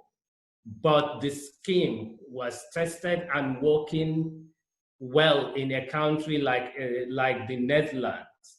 The Netherlands, when compared with Kano and Jigawa combined, has similarities in population and land mass. Kano and Jigawa combined have a population of about 19 million, and Netherlands has about 17 million people. In land mass, the 2 states are about 43,000 kilometers squared, while the Netherlands is about 40,000 kilometers squared. But the Netherlands earning from agriculture export in 2019 was 94.5 billion euros, which is equivalent to 100.36 billion US dollars, while Nigerian earnings from oil and gas export in the same year was 5.18 billion US dollars only. So you can see this is the power of smart precision and digital technology when applied to agriculture. Kano and Jigawa, we have a competitive edge in this area. About 60% of our economy is based on agriculture, and we have the land, and our people embrace the agriculture as the major source of incomes.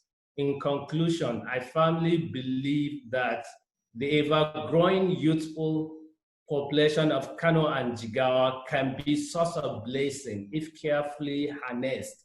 We can leverage the potential of the digital economy to exit and recover from this pandemic, as well as create a sustainable environment to survive and thrive in the post-pandemic era. Thank you for your attention. May God bless you and God bless Nigeria. Thank you very much, Malam Kashifu Inua, NISDA Director General. Now, I've just been told that Senator Ibrahim Hassan Hadija is available to make his contribution on the paper that was presented by Dr.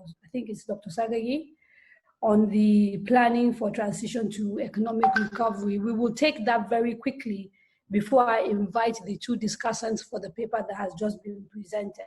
So, Senator, please carry on. Thank you very much, Kaduriya. I think I'll skip the protocols and say good afternoon, everybody. I was just upgraded about 5 minutes ago. I'll go straight to the issues that Dr. Sagagi raised.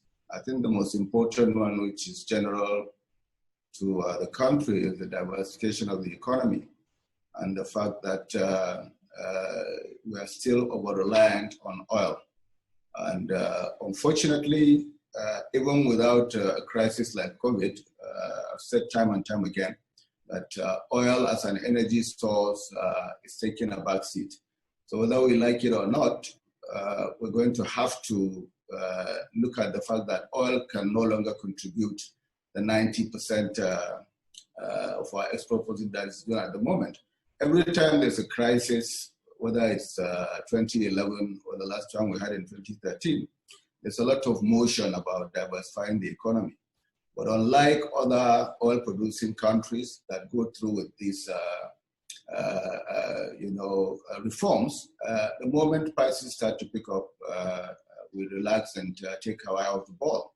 Even now, I recall during the last amendment to the budget, when we started, oil was about 30. By the time we came back to engage the budget officials last week, everybody was rubbing his hands with glee about the fact that oil prices were now moving beyond $40. So we've effectively just become so over-reliant on oil that I foresee a serious crisis even beyond COVID. Coming back to Jigawa and Kano and what we need to do, Dr. Sagagi mentioned the fact that whatever we're going to do is actually going to depend a lot on the federal government as a state. I agree with him. We've had some very, very bad experiences with trying to be on the same page with the federal government when it comes to actually taking steps to see that we improve our IGR, we expand agricultural output, we try to focus on exports. We don't have any control over federal agencies.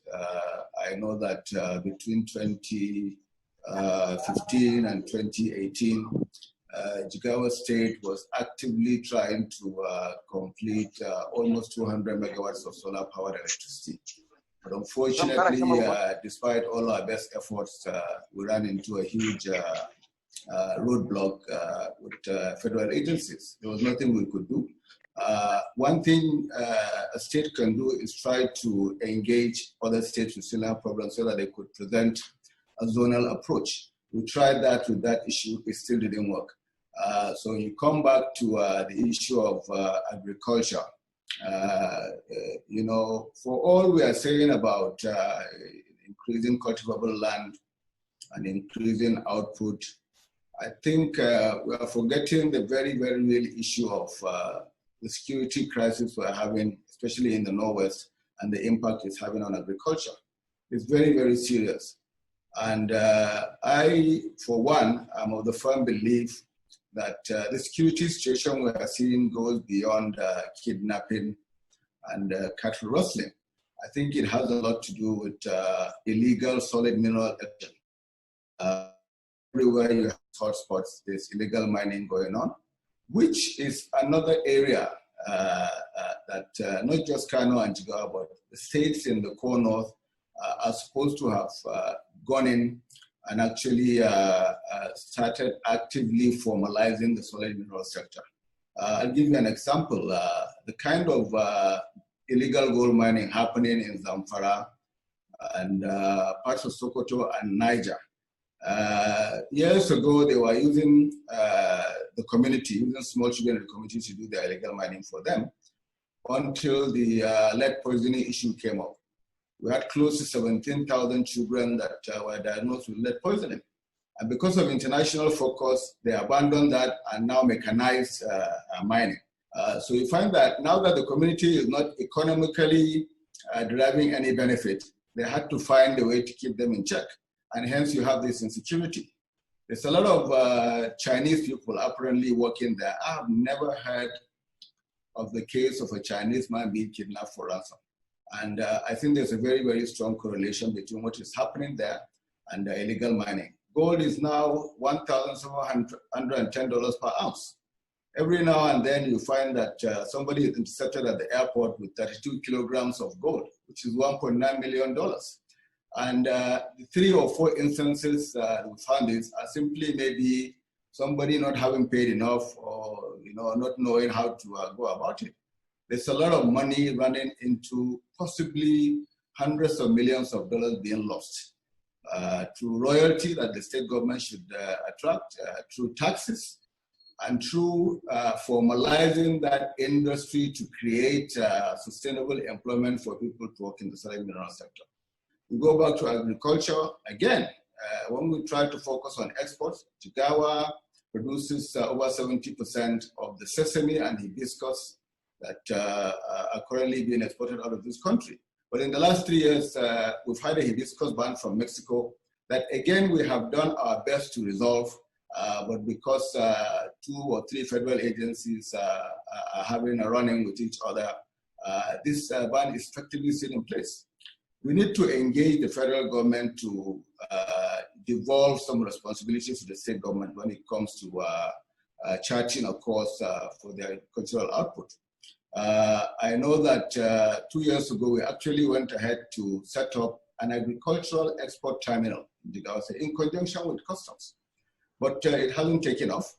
And what you see is that where you have customs and excise focusing on revenue generation or meeting targets instead of trade facilitation, then you begin to have these problems. All they are worried about is what they can get.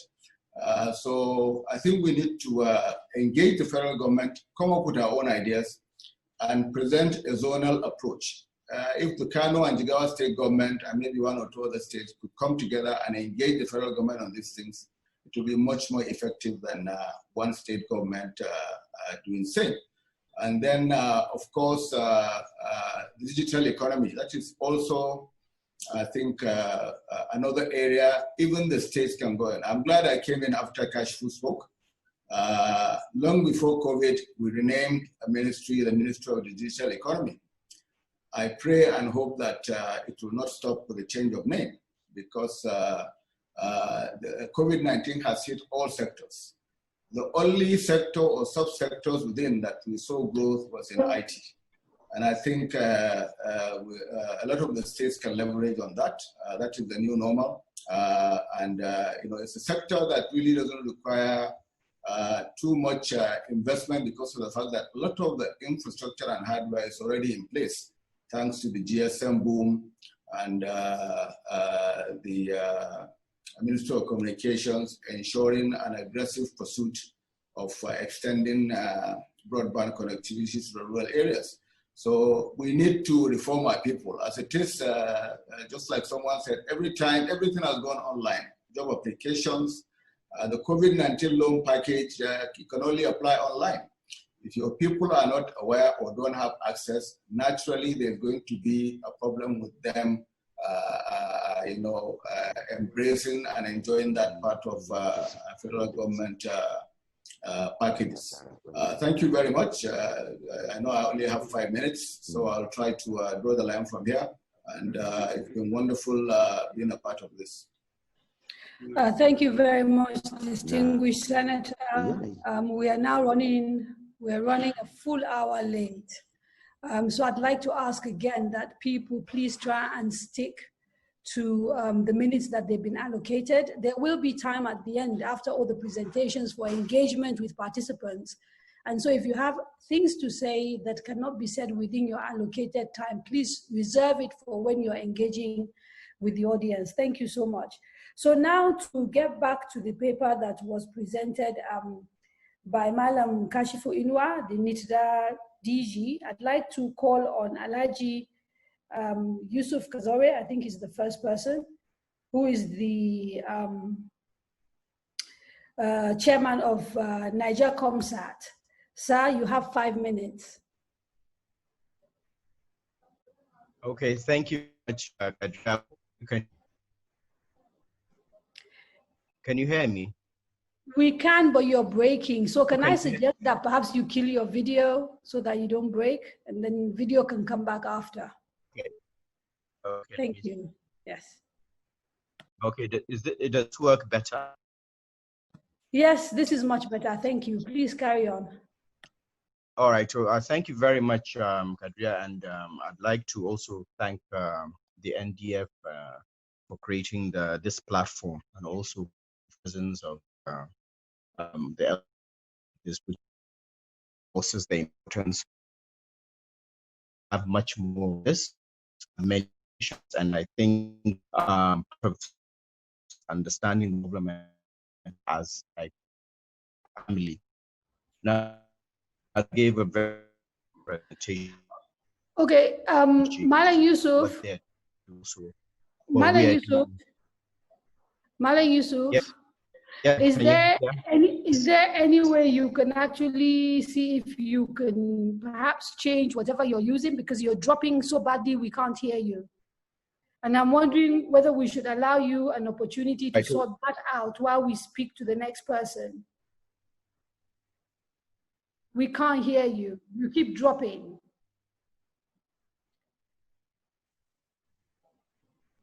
Hello? Hello, is this any better?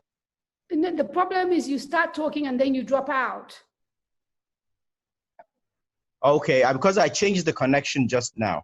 Ah, okay, that's sounding better. Let's try that. Thank you.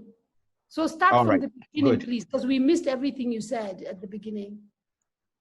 All right. I think at the very beginning, I wanted to thank the NDF for creating this platform. It is very commendable because we need to have conversations around some of our key issues. That's the only way we'll get around resolving them, because they can't be solved by one party alone. They can only be solved in partnership, and this is the kind of partnership that is required. Having said that, the DG NITDA gave us a very, very robust paper, which gave us a good idea of what technology can do and should be doing for us, as well as what the federal government is doing. That's with the Federal Ministry of Communications and Digital Economy, as well as NITDA, both in the country and within the north, within Kano and Jigawa states. Now, having said that, I think one of the key takeaways is that ICT is currently contributing about 14.07% to the GDP. This has been steadily rising, and this is as at the first quarter of 2020.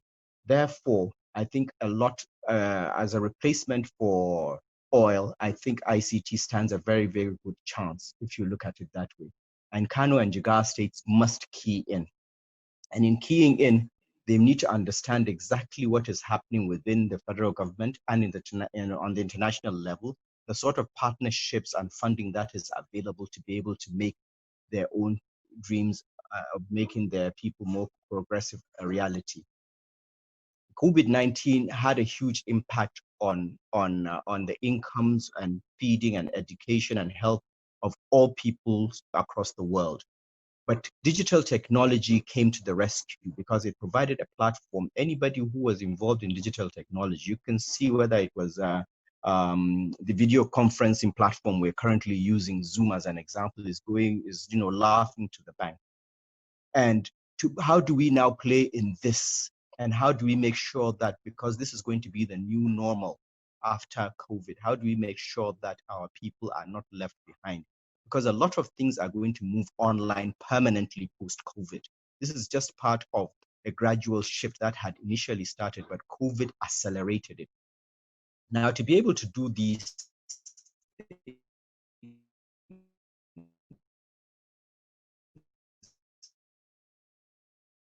Hello? the most important thing that the state government. Yeah, Malang Yusuf, you need to take that last point because we lost you again. Sorry. All right, you can hear me now. Yes. All right, the point I made was that everything is going to move online going forward, and the opportunity for citizens to play and be part of whatever activity in the country is going to be dependent on the sort of access they have to digital technology. And in doing that, the state governments have to be very conscious of encouraging investments in digital technology, both by the federal government and the private sector and donor agencies in their states. And to be able to do that, they need to have good policies that encourage, because there's every state is competing for the same limited resources. So they must have good policies that encourage investors to come into the states and invest within the states, invest in technology infrastructure within those states so that their infrastructure will be available to citizens. Part of that is ensuring that the right-of-way charges are zero or are minimal or even next to zero. Ensure that adequate training is provided for everybody, and also key into, and then another thing the state needs to do is encourage its people to become ICT compliant. And that is done by training, taking advantage of the training facilities, and also encouraging people to buy local. Already the two states are the center of a huge creative industry, call it Kano. That also has to go fully digital for it to be able to reap the benefits of what it is doing. That's an example of industry that can and should leverage digital. Beyond that, we need to take into account that, like mentioned by the DG, agriculture is going to become smart. MSMEs are going to have to use digital platforms for e-commerce. Healthcare also has to go digital, and education, of course. And most of all, I think we need to also use digital as a form of telling our own story.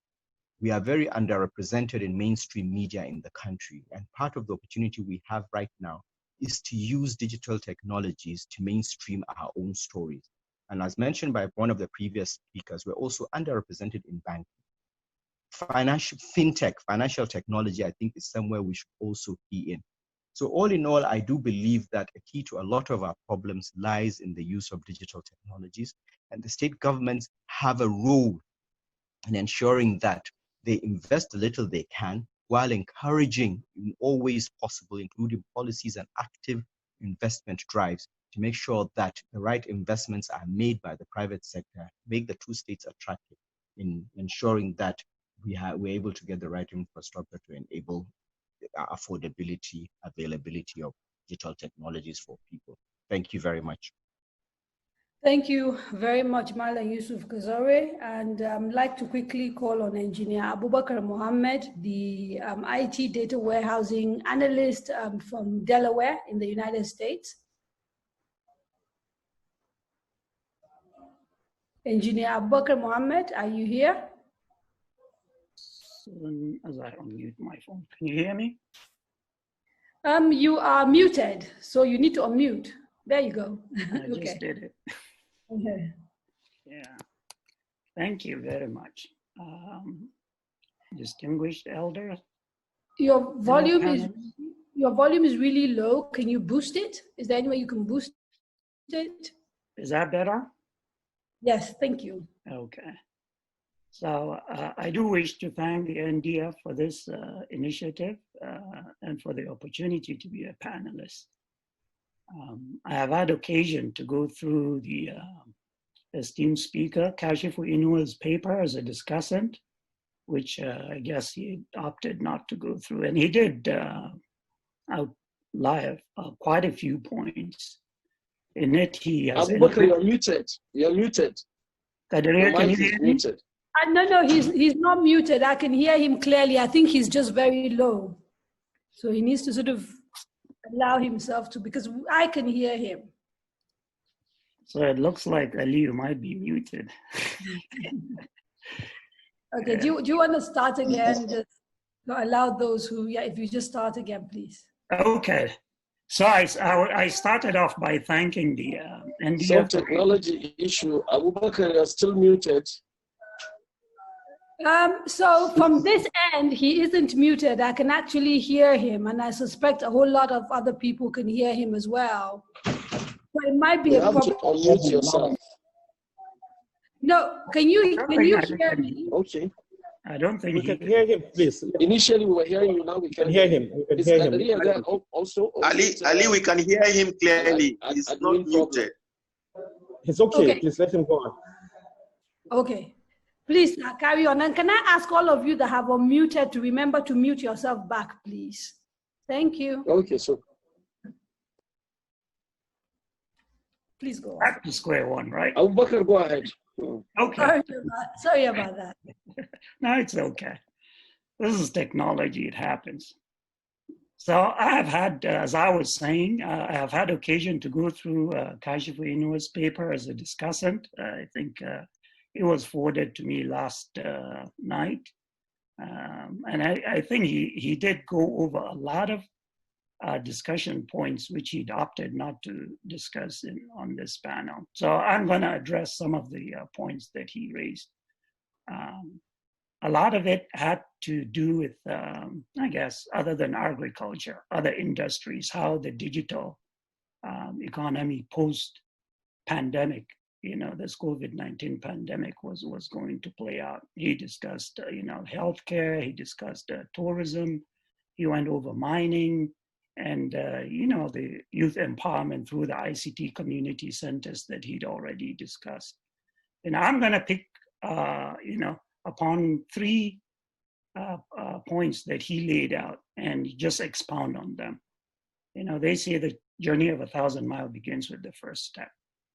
The 3 parts, let me just identify them, are data management, public-private partnership, this is the incubator program, and then the IT security, which I think that's more my pet peeve. Dr. Sagagi mentioned, and I'm going to borrow his quote, crisis pose challenges, but they also provide opportunities.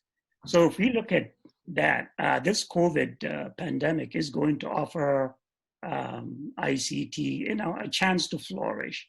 As other panelists have mentioned, it's the only area, I guess, in the economy that has thrived.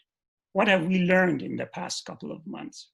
We've witnessed the disruption of the supply chain on a scale never seen before. It was immediate and catastrophic for some brick and mortar institutions. Some made redundant almost immediately, never to resurface. Even post-COVID, they're not going to come back. Conversely, we've also seen industries that sustain a virtual existence thrive. And if you look at Zoom, we're using Zoom now. Zoom has been one of the biggest benefactors of this COVID. It's grown astronomically. So what do we do? How do we play a role, in this growth spurt? So the strength of the sister economies of Kano and Jigawa is in brick and mortar institutions, agriculture. We've already defined that as a strength, which we're trying to leverage. it cannot be rendered virtual. I mean, we can only, ICT can only support the other supporting structures around it, unless we lose our competitive edge. Then yes, it's rendered redundant. Dr. Kashif was identified how we go about supporting, the agriculture by providing timely information. The adage, knowledge is power, still applies here. And increasingly post-pandemic, the COVID pandemic, that's going to be the big thing. So the two sister challenges, two sister state challenges I see here are twofold. One, I think the sister states have sort of garnered a reputation of being a little sort of behind in terms of technological advancement. And then the country as a whole, we lag behind, other countries. We shouldn't be where we are today. We shoot for the stars. Hopefully, we should be in the sky. So, what's the difference between making a decision and making an informed decision? On the face of it, most of all will have a simple answer to this question. If you'll allow me, the difference, I think, from my perspective, is in the response. The former might begin with I think, or I feel, or I guess. Conversely, the latter will not. An informed decision implies that one had access to some form of resource which facilitated the decision-making process, thus increasing the odds of success. Back to my point now, there's a difference between data and information. Pieces of data in and of themselves are not relevant. That if you put disparate pieces of data together, you have information. Without data, it's difficult to have irrefutable information. The key word here being irrefutable. Data is the building block of information which we need to make informed decisions.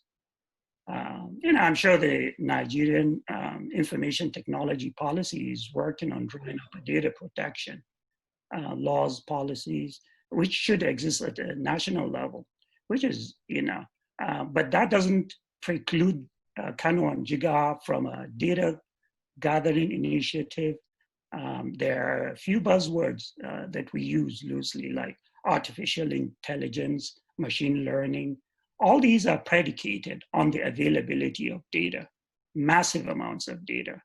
We currently, unless someone can tell me otherwise, don't have such an undertaking. So what should be the source of the data within our context? I would say government primarily. There's enough paperwork in the offices that can be digitized. This can be used as a stepping stone to moving government processes to an electronic format, thereby increasing efficiencies and productivity. The other point that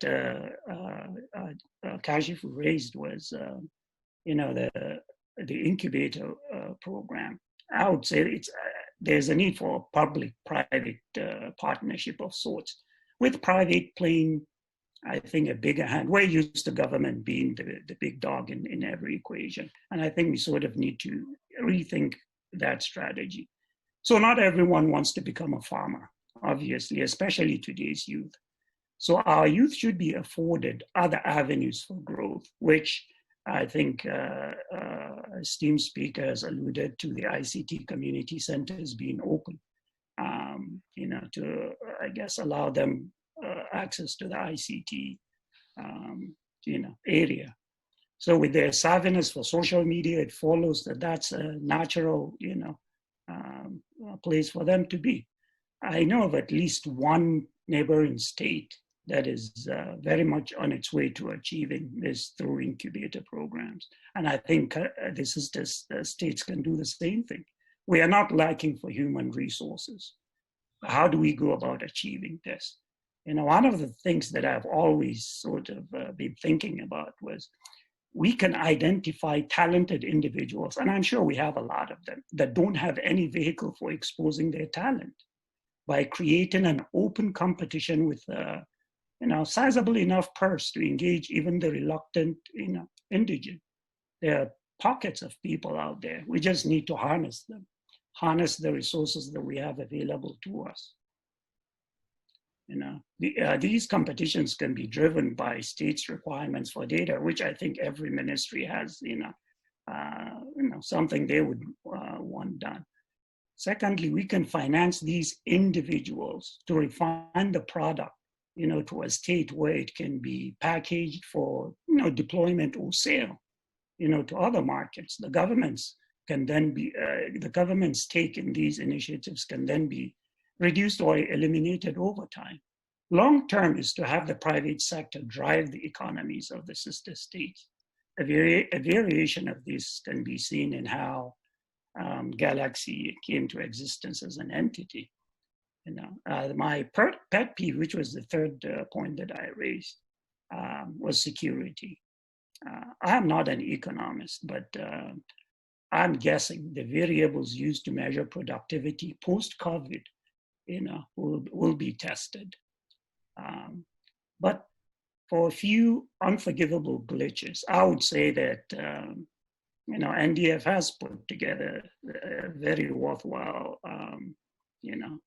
program here. It's a physical geographical constraints were eliminated, non-existent. I'm in the US, other discussants are over in Nigeria, yet we have no geographical sort of hiccups that, stop this from happening.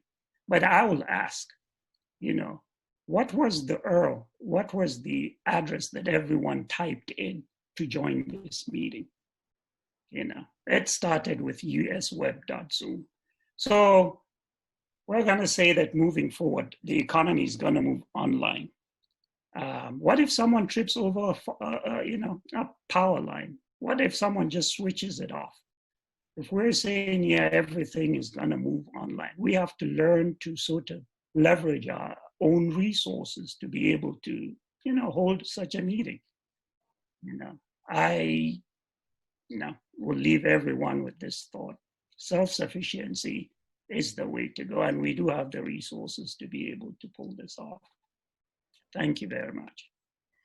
Thank you very much, Engineer Abubakar Mohammed. And we'll quickly move on to the next paper.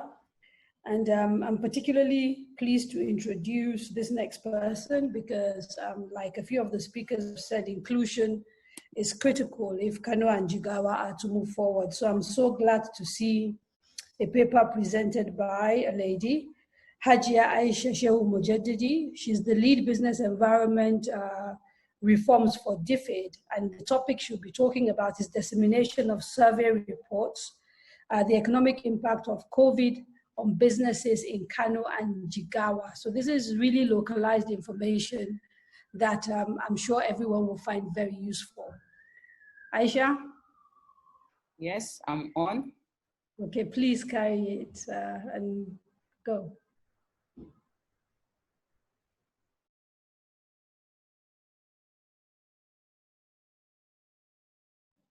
Please go ahead.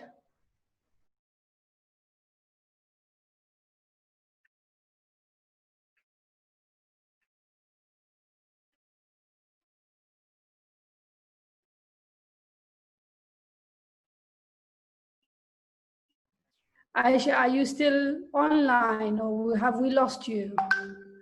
Good afternoon, links and DFID. I thank ND this webinar. I would like to see my presentation. I can't answer. Hello, Aisha, we are losing you. You come in and then you disappear. Can you check your connection, please?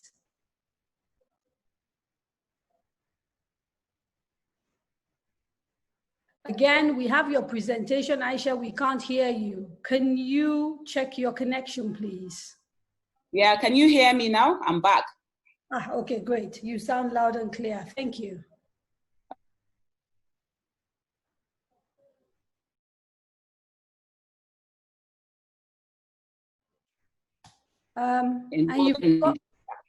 Okay, there's definitely a problem with your connection because you come in and then you disappear. Can we try and resolve that before you start? Because we've not literally heard anything you've said. Okay, I'll log out and log in again. No, but actually now you're sounding fine. Can you keep talking? Let's see. Okay, we've lost Aisha, I think. Maybe we should just give her a few minutes to see if she can rejoin us. I think if we keep having problems with her connection, maybe we'll go on to the next paper and then come back to her. So we'll give it about a minute and see what happens.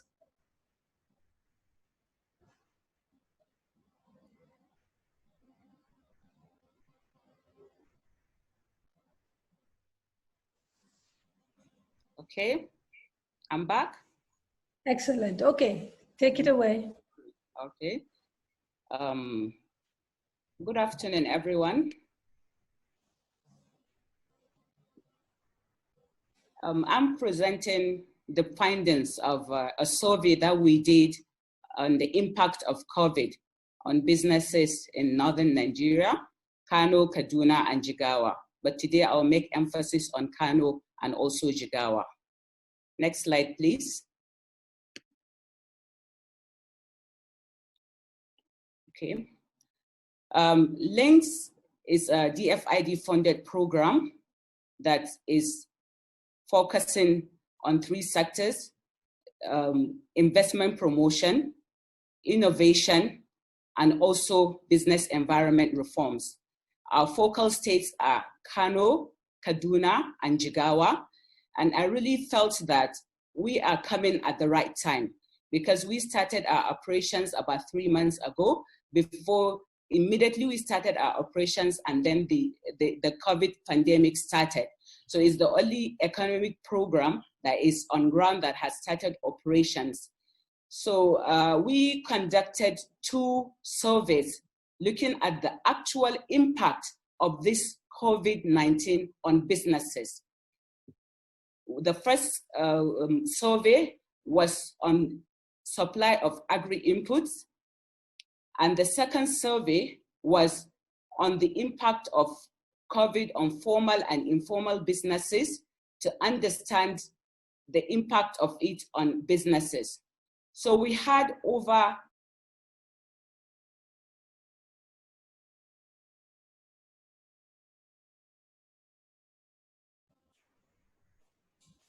Hello, Aisha. Hello. Hello. We've lost you again. Are you still there? Maybe I should stop using my video. Yeah, maybe kill your video to see if the audio will get better. So is it better now?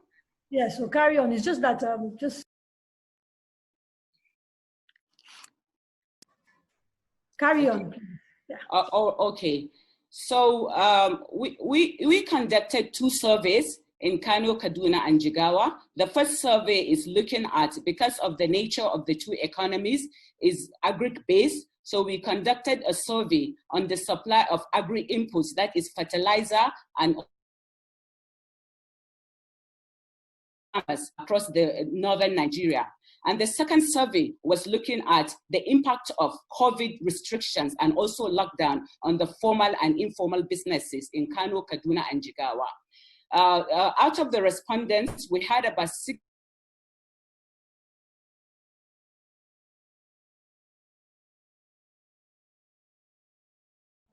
while the others came from the other 2 states. And looking at...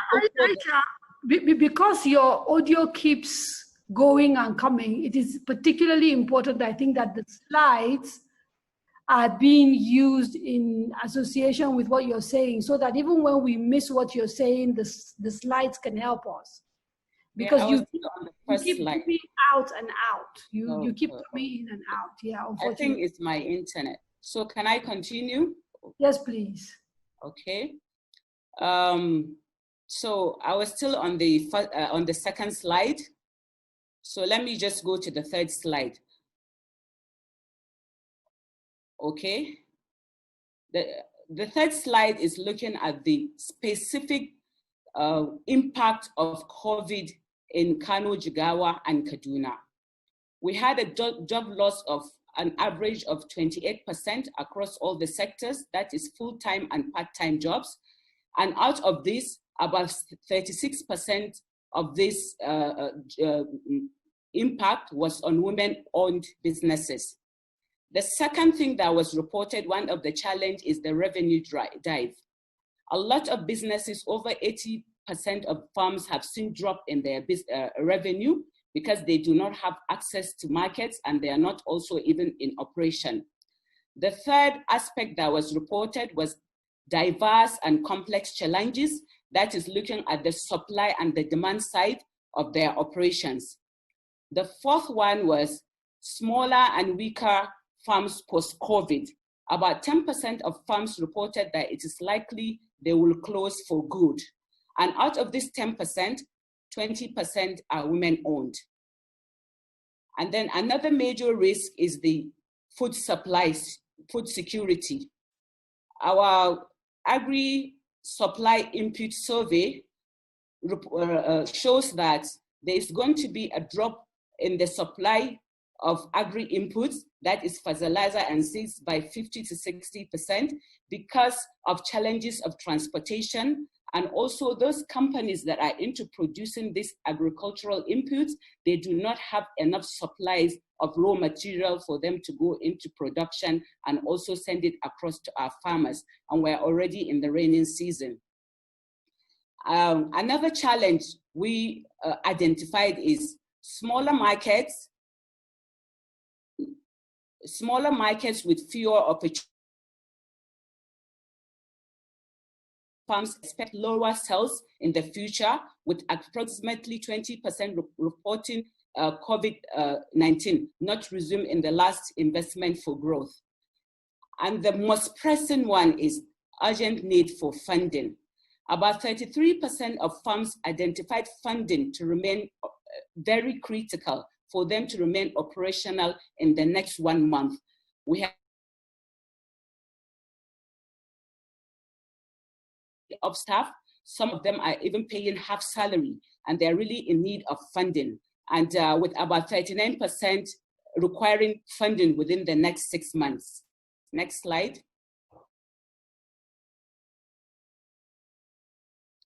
So based on this, our findings, these are some of the recommendations that we are sharing with the state government and also major shareholders and stakeholders that are participating today. LINKS is our economic growth program where we are working with state investment promotion agencies like Kano Invest and also Invest Jigawa to facilitate investment promotion. We are also working on innovation, looking at agricultural innovations.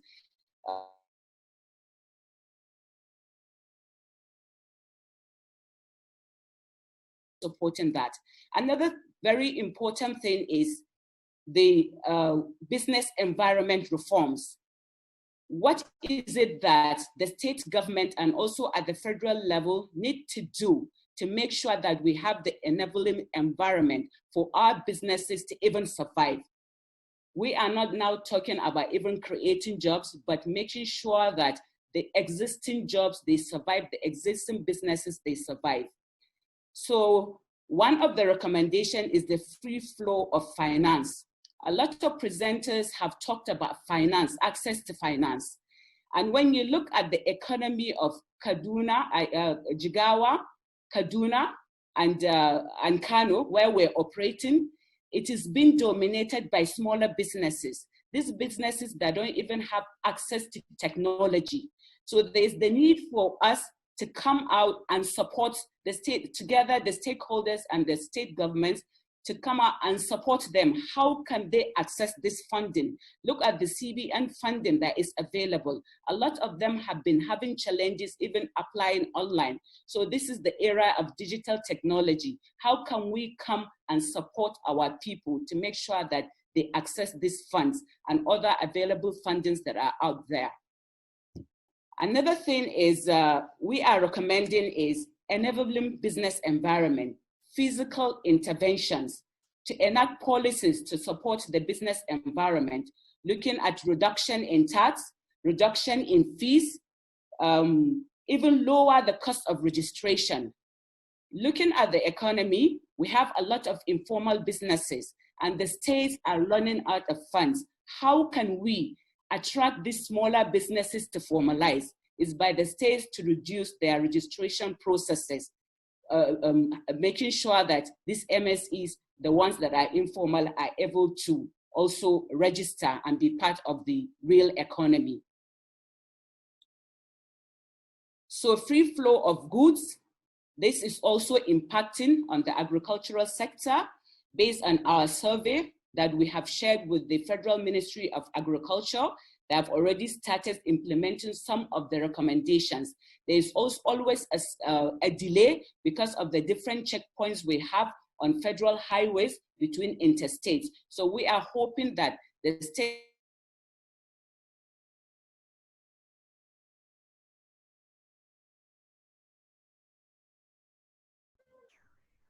Hello, Aisha. Malama Hadia Aisha. We lost you there again.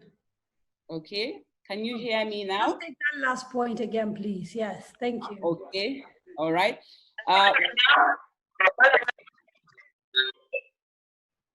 Report with the Federal Ministry of Agriculture, which they have already started implementing some policies.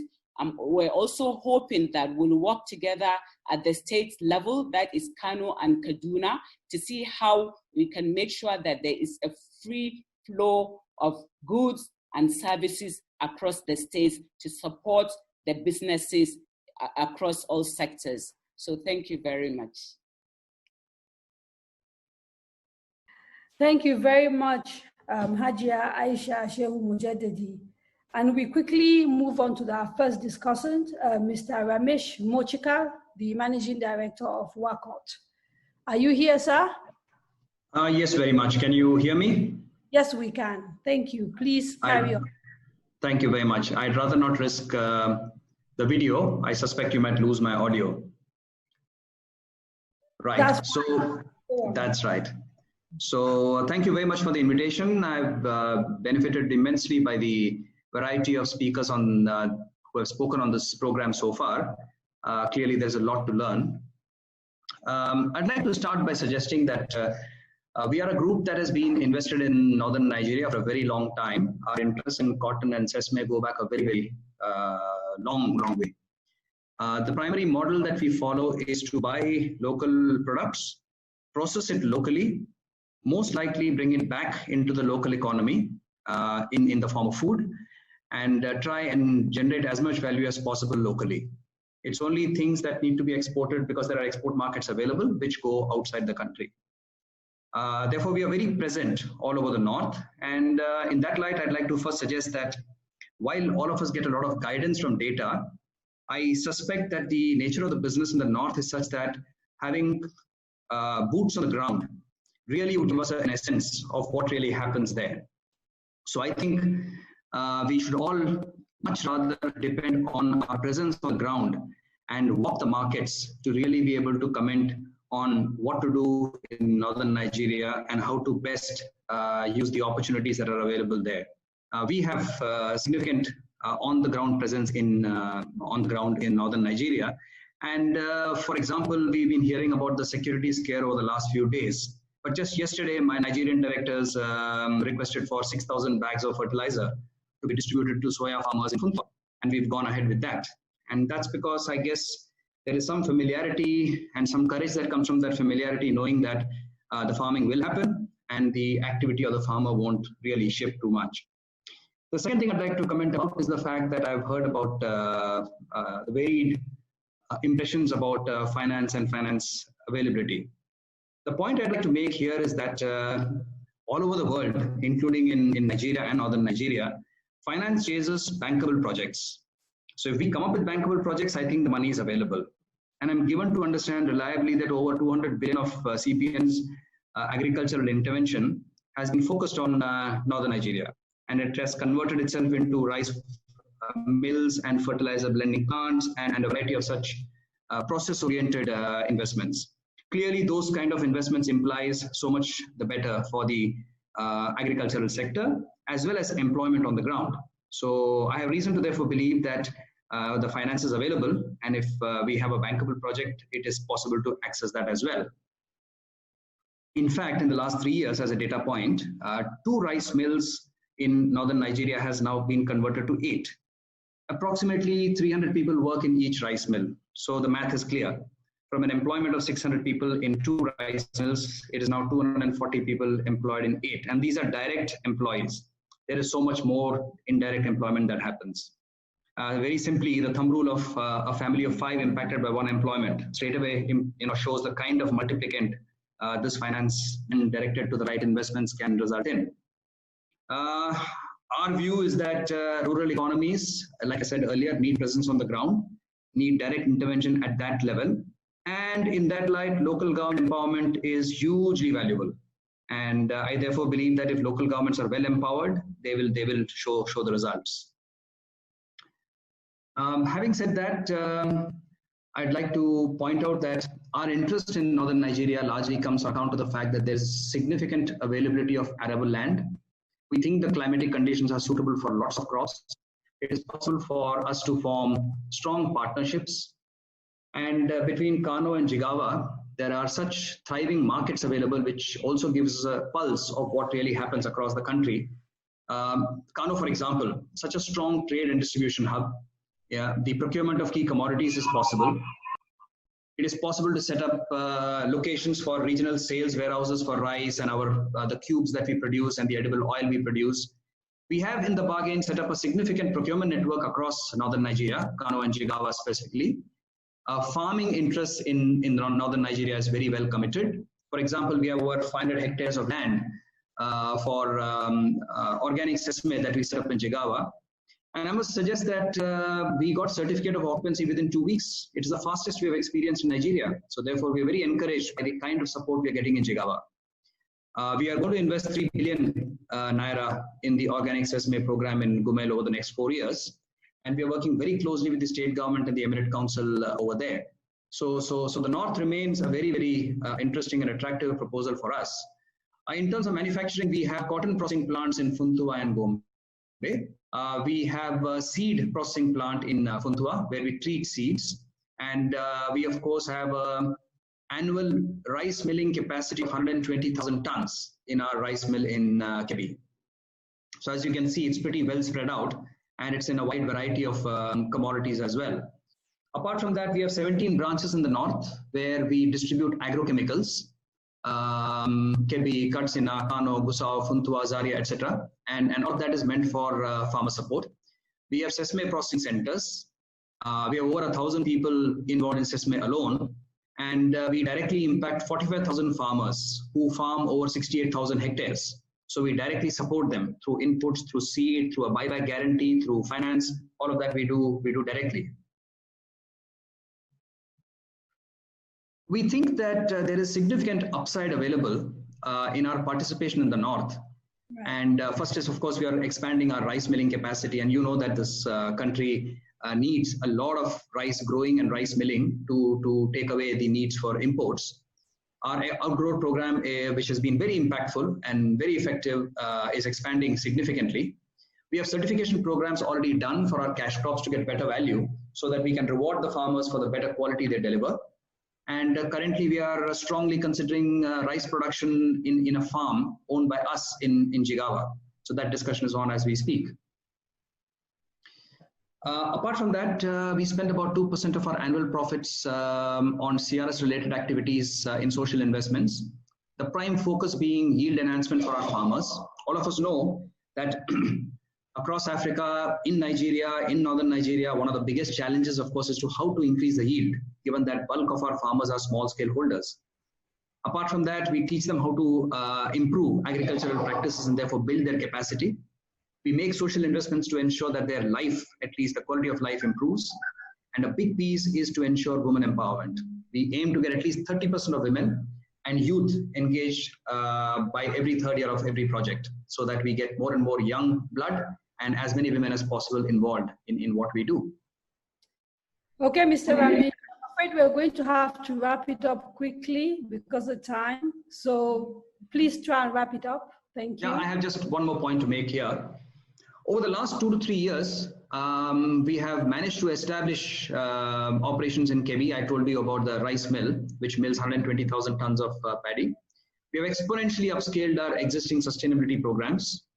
We have established new programs in soya and shea nut, and the largest women empowerment effort in Niger state is done by us. We engage over 10,000 women in shea production in the Niger state alone, and this program started 2 years back. So our view is generally very, very positive around what is possible in northern Nigeria.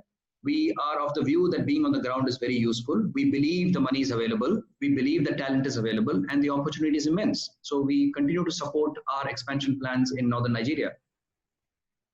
Thank you very much, Mr. Radish. Thank you so much. A little bit of optimism there. I'm sure many of us could do with that.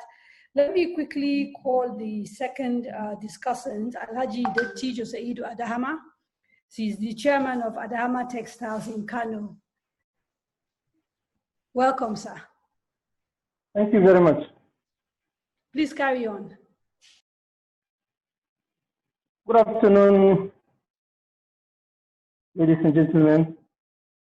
I thank all the organizers for inviting me to this program. Special greetings to our father, Malam Tonkoyakase, for a well-guided, remembering topic he reminded us. What I want to add in the presentation of Hajia is perhaps the emphasis we need to put on public-private partnership, which is another vehicle, easy vehicle to recover from the current situation our economy falls in again. Another thing I think she omitted, or time did not permit her to mention, is the overcongestion of our economy, especially in Kano, in only 6 local governments out of 44 local governments. There is need to look at this area so that some good things will be done to expand the economy from the present high congestion, which is also against the epidemic. Over-congestion causes the epidemic. However, I want to quickly give an example. During my tenure, leadership and of reconstructing the Sabongari market, popularly known as the Mohammed Abba Karimi market, there were only approximately 250,000 patronizers of the market in various economic activities between the hours of 8 o'clock in the morning and 6 o'clock in the afternoon. Due to the expansion program we embarked at that time, which was public-private partnership project we designed, and the people accepted it and it was well publicized, the market was redeveloped with little or no money from government. The public joined it, accept to invest in the market. The market within 4 years attracted patronizers to the tune of slightly above 1 million people. So where 1 million people that move in and out within 10 hours of the economic hours, I can call, you see, by the time any epidemic comes and closes that market for only a day, you know the downfall of the economy. You know how many people suffer a loss in whatever way they participate in productive activities. So this is a very simple example I give. And one other thing I want to quickly move in is, after this epidemic, what next? Like some of the presenters and discussants have mentioned, are we going to continue to rely on imported goods to sell in our market? 50% of whatever is being transacted in the market I managed for 4 years was imported. And if you look at another big market in Kano, like Kori market, where much more people are there, more than the market I manage, 90% of what is sold there is imported. Are we going to continue to create market for imported goods? Will our government continue to have no policy, especially state governments like Kano and Jigawa? How long will we continue to stay without policy on commerce and industry? Where the policy is available, is outdated, is as the end of Malam Tankoyaka's administration of Audu Bako, or they are close about. We have not had any good policy on commerce and industry to the best of our knowledge. In the last 20 years, to be specific on Kano only, all 9% of the legislation carried out, approved as a law, is not attending to economic activities. We have no law protecting or promoting industry. We have no law protecting commerce.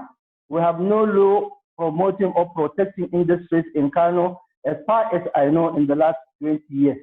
So there is a great need to call the two states, Jigawa and Kano. To give an example, by going back to the drawing board and look at what is the position of commerce and industry in the two states. The two states can benefit and assist each other and assist the whole northern states in the area of commerce and industry, and especially the most important sector that feeds the two sectors, that is agriculture. We rely on agriculture to give us the raw material in, for example, in Kano City, in Kano State, to process the raw materials produced by the farmers or by the rearers of our animals, and process it for the use of our domestic market and probably export. Unless and until the Kano state government and Jigawa state government collaborate and call for a special program that they will invite stakeholders, those that will come voluntarily and those that will be contracted to do the job. Find a solution, academic solution, practicable solution that will end the present problems we are facing of lack of policy, lack of good laws. Have adequate policy that would be publicized for every stakeholder to know and contribute, and then out of it create a situation whereby you will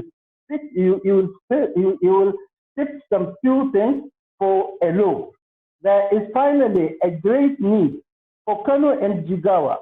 Alhamdulillah, that Jigawa has set the ball rolling, having the governor as an enterprising governor. If Kano will emulate so and have a governor from the private sector, practicing private sector oriented persons, and especially again have members of the state legislature and the members of the National Assembly to cut across, represent the private sector, especially the four key private sector, that is agriculture, commerce, industry, and services.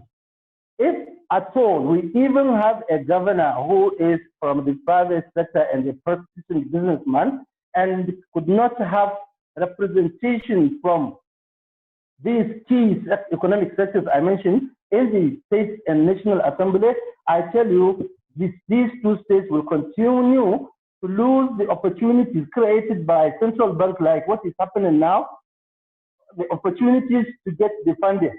The problem of not having governors that are not enterprising and the members of legislation that are not enterprising, they don't come from the stakeholders or they don't come from the economic sectors to develop the economy. That is one of the key things Hajia needs to even look in their future research. I believe they are on it and they will come to it, and certainly they will come to realize the negative impact of this epidemic and the opportunities created to every one of us, private sector and public. I want to round up by emphasizing the need for members of the private sector to join politics and take over the government of Kano and Kaduna properly, and as well as the legislators also, so that they can take the bundles of opportunities in the federal government, which we are supposed to benefit now, and we are not benefiting because we don't have governors or we don't have legislators that can assist us in getting the information and guiding us on how to get it. Finally, I thank all those who organized this program and the participants who have presented well-articulated and well-educated papers. Thank you very much for listening. Thank you very much, Alhaji Saidu Adama, and that gauntlet that has been thrown to the people of Jigawa and Kano, the professionals, the academics, the people in private sector business, asking them to get involved in governance. We are going to quickly move to the fifth paper by Alhaji Ali Magashi, the chairman, Nigeria Agricultural Insurance Corporation, after which we will take 2 discussants, and then we will open up the conversation to the public before we finally wrap up. Alhaji Ali Magashi. Assalamu alaikum. Good afternoon, everybody. First of all, my gratitude to our father, Alhaji Tanko Yakase, for being there and giving us a perspective of how the old Kano state started and all the developments in that time. And to our moderator, thank you very much for coming to us at a very late call. We're indeed grateful to all the members of the committee who put this together and the larger NDF. I say a big thank you. And to our listeners and participants, to our speakers, discussants, thank you very much. Now, my paper basically talks about innovation. I don't know whether they will bring it on board, but because most of the introduction is about statistics on COVID-19, how it started, where it started, how many people caught it, what the governments are doing, how many people died, unfortunately, what's going to happen in the future. So I think the experts, especially when we had 3 very well-renowned doctors talking about that, I will jump all the introduction and go straight to the main point. What does this COVID-19 situation provide in terms of opportunities after the COVID-19?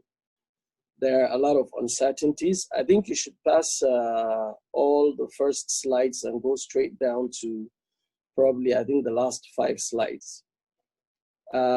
As the doctors have mentioned, there's a lot of uncertainty on COVID-19, even who the World Health Organization keeps changing their position on so many things. So I think it is good for us to prepare and take advantage of whatever opportunity is presented. The doctors have mentioned that there's only one way to end the pandemic, which is through vaccine production. But I also feel that herd immunity will be another thing. This thing will live with us. Most people will catch it and eventually will develop immunity and will go ahead with it. Now, what are the opportunities presented? What is the new normal? Obviously, a lot of things have changed and will continue to change forever. The call for social and physical distancing has created a lot of things in the way air travel will be, in the way entertainment will be, in the way businesses will be run. So for that reason, I think it is very high time we in Kano and Jigawa take advantage of the opportunities presented.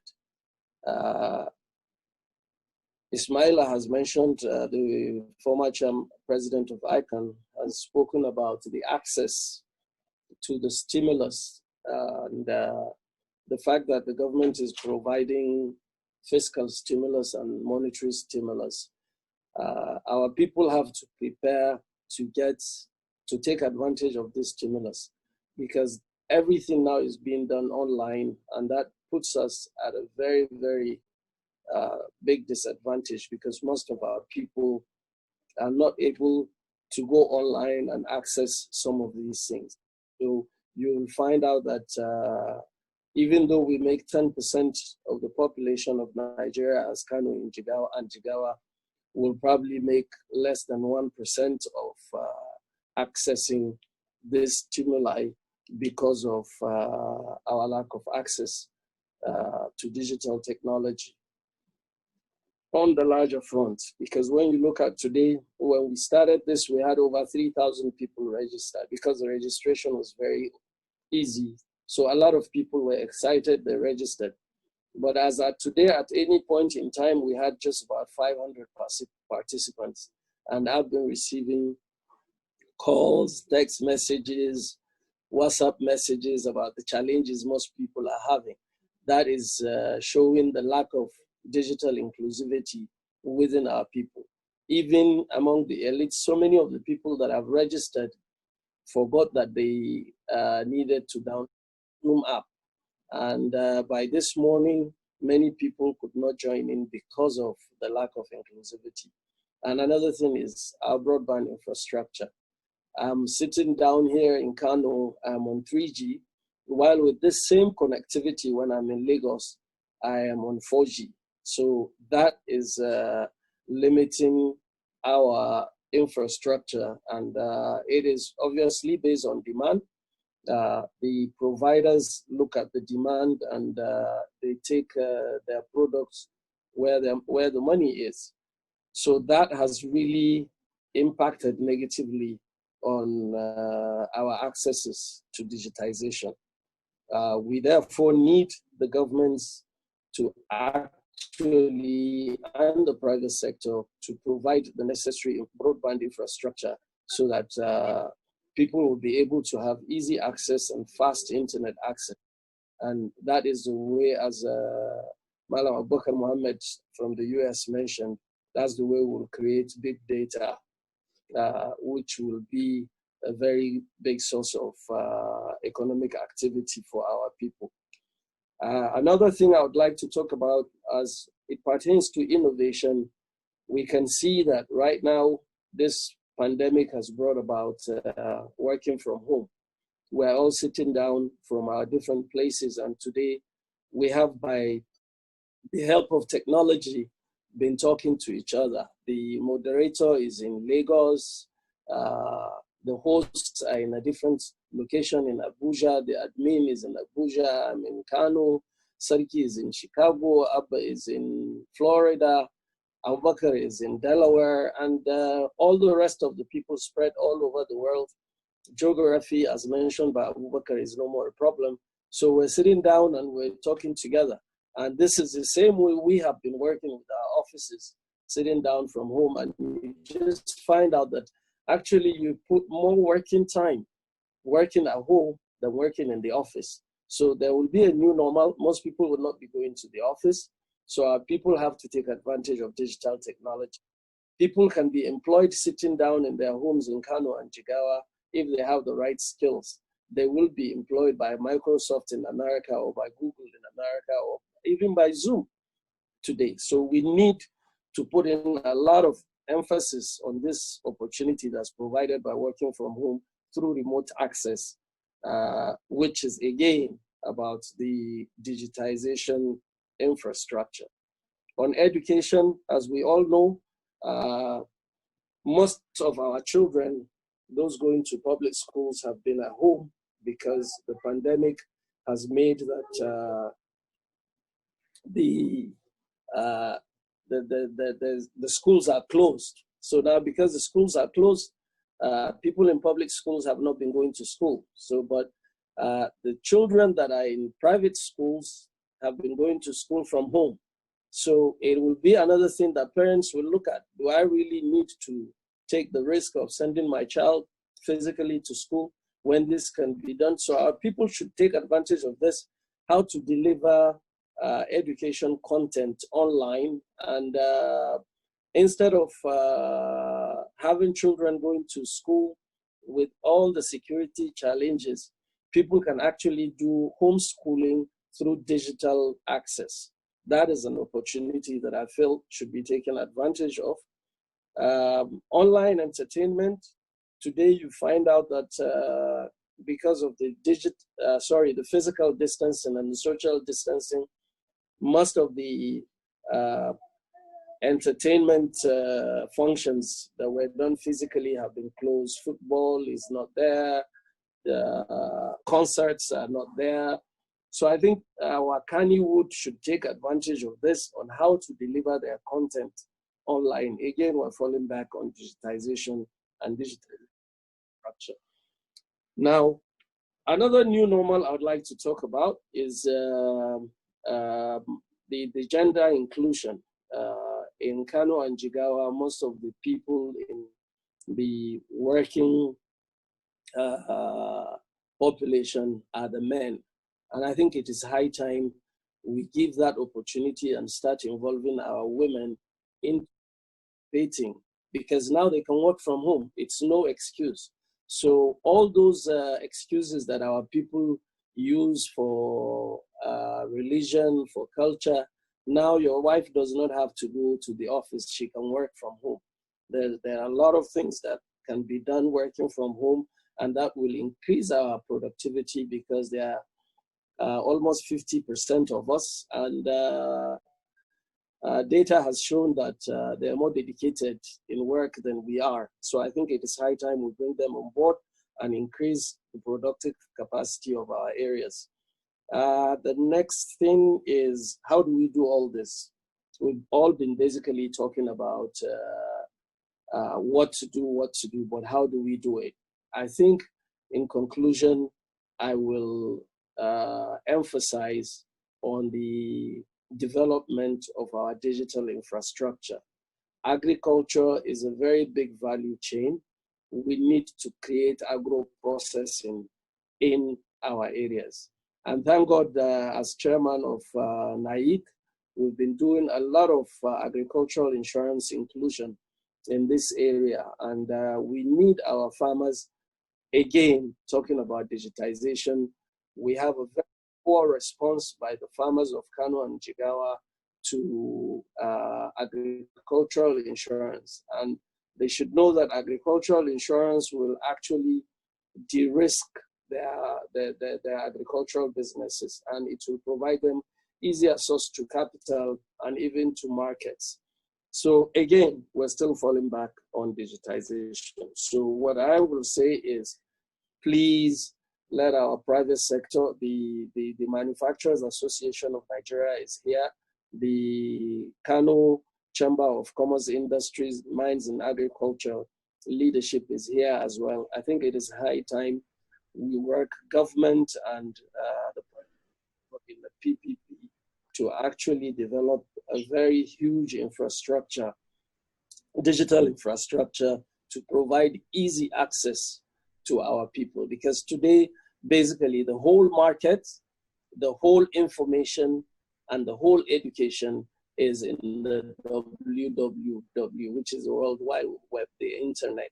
And you can only access the internet through fast connectivity. So I think the new normal should be that our governments and our private sector should come together to push for the development of faster and stronger digital infrastructure that will bring a lot of our people more online in a productive manner, not just in the online we have today, which is just gossip on social media. Thank you very much, ladies and gentlemen, for giving me the opportunity also. And thank you, NDF, for providing this platform. Thank you. Alhaji Ali Magashi, Chairman, Nigeria Agriculture Insurance Corporation, thank you so much. Our discussants for this particular presentation, Alhaji Alhat Abubakar, the President of Chima. Is he around? Alhaji Alhatu Abubakar. Yes. Yeah, hello, okay. Good afternoon. Good afternoon, sir. Please start. Yeah, how are you? Okay. I stand by my existing protocol already established because of the time. Let me begin by commending the presenter for the wonderful presentation of the paper. Is timely and enlightening, especially on the clinical variable of the COVID-19, such as virus prevalence, immunity, vaccines development, and therapeutic treatment. Alhaji Ali Magashi We thank you for the presentation within a given short time. Now, people in the farm, factory, market, hospitals, offices, homes, and other places of social gathering have developed innovation, and it's become part of their normal life to survive the COVID-19 pandemic. For instance, people now engage in the following activities, which were not in the practice before the advance of the COVID-19. People now are patronizing our local goods and services. Unlike before, people are prepared to use the foreign goods. Frequent hand washing, use of face mask while in crowd or gathering, social distance, checking of body temperature, use of hand sanitizer, doing office work from home, spraying currency with sanitizer in market and shops.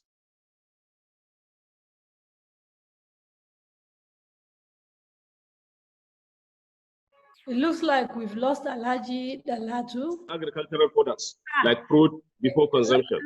Hello, sir. You need to start again because we lost you for a minute.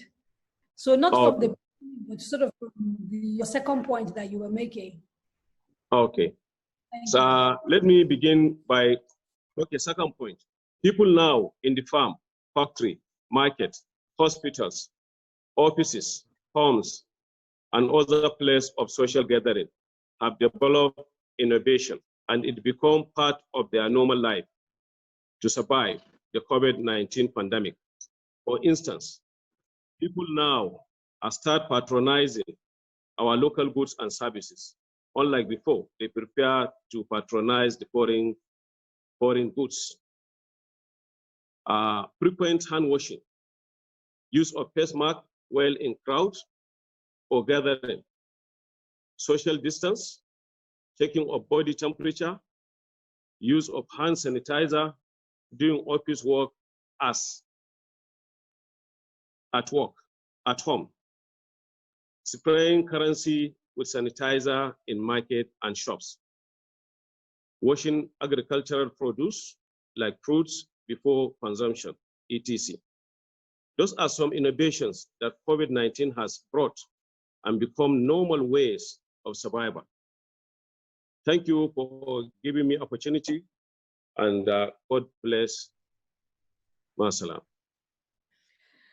Muasalam, thank you so much, sir, for that intervention. And we quickly move to the second discussant, Alhaji Ali Majugu, the National Vice President of the Manufacturing Association of Nigeria. Sir, are you here? Yes, I'm here. Okay, sir, please Can start. you hear me? Yes. Assalamu alaikum wa rahmatullahi ta'ala wa barakatuh. Is there any way you can boost your volume? You're sounding a bit low. Can you hear me now? Okay, slightly better. Yes, sir. Thank you. Okay, I said assalamu alaikum wa rahmatullahi ta'ala wa barakatuh, and good afternoon to all. Please permit me to stand on the existing protocol already established. As I have already understand, time is an issue right now. Ali Magashi's paper that discusses issues of innovation and the new normal to survive a global pandemic is very apt right now because we are in the third or fourth month of the pandemic in Nigeria, and the issue is, let me call it, within and the first COVID-19. Innovation is very vital to the survival of all, be it businesses, be it government, be it all, even we individuals at our domestic or at our normal lives. We need to innovate in order to survive.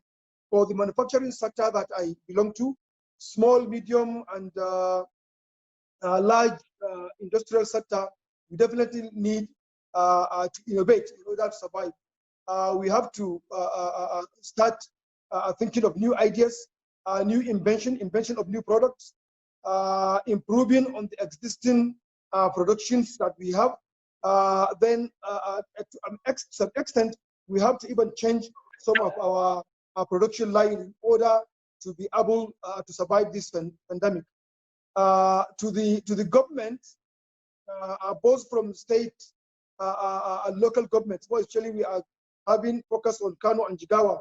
Definitely the governments have to put a lot of innovations in the way and manner they're operating the government.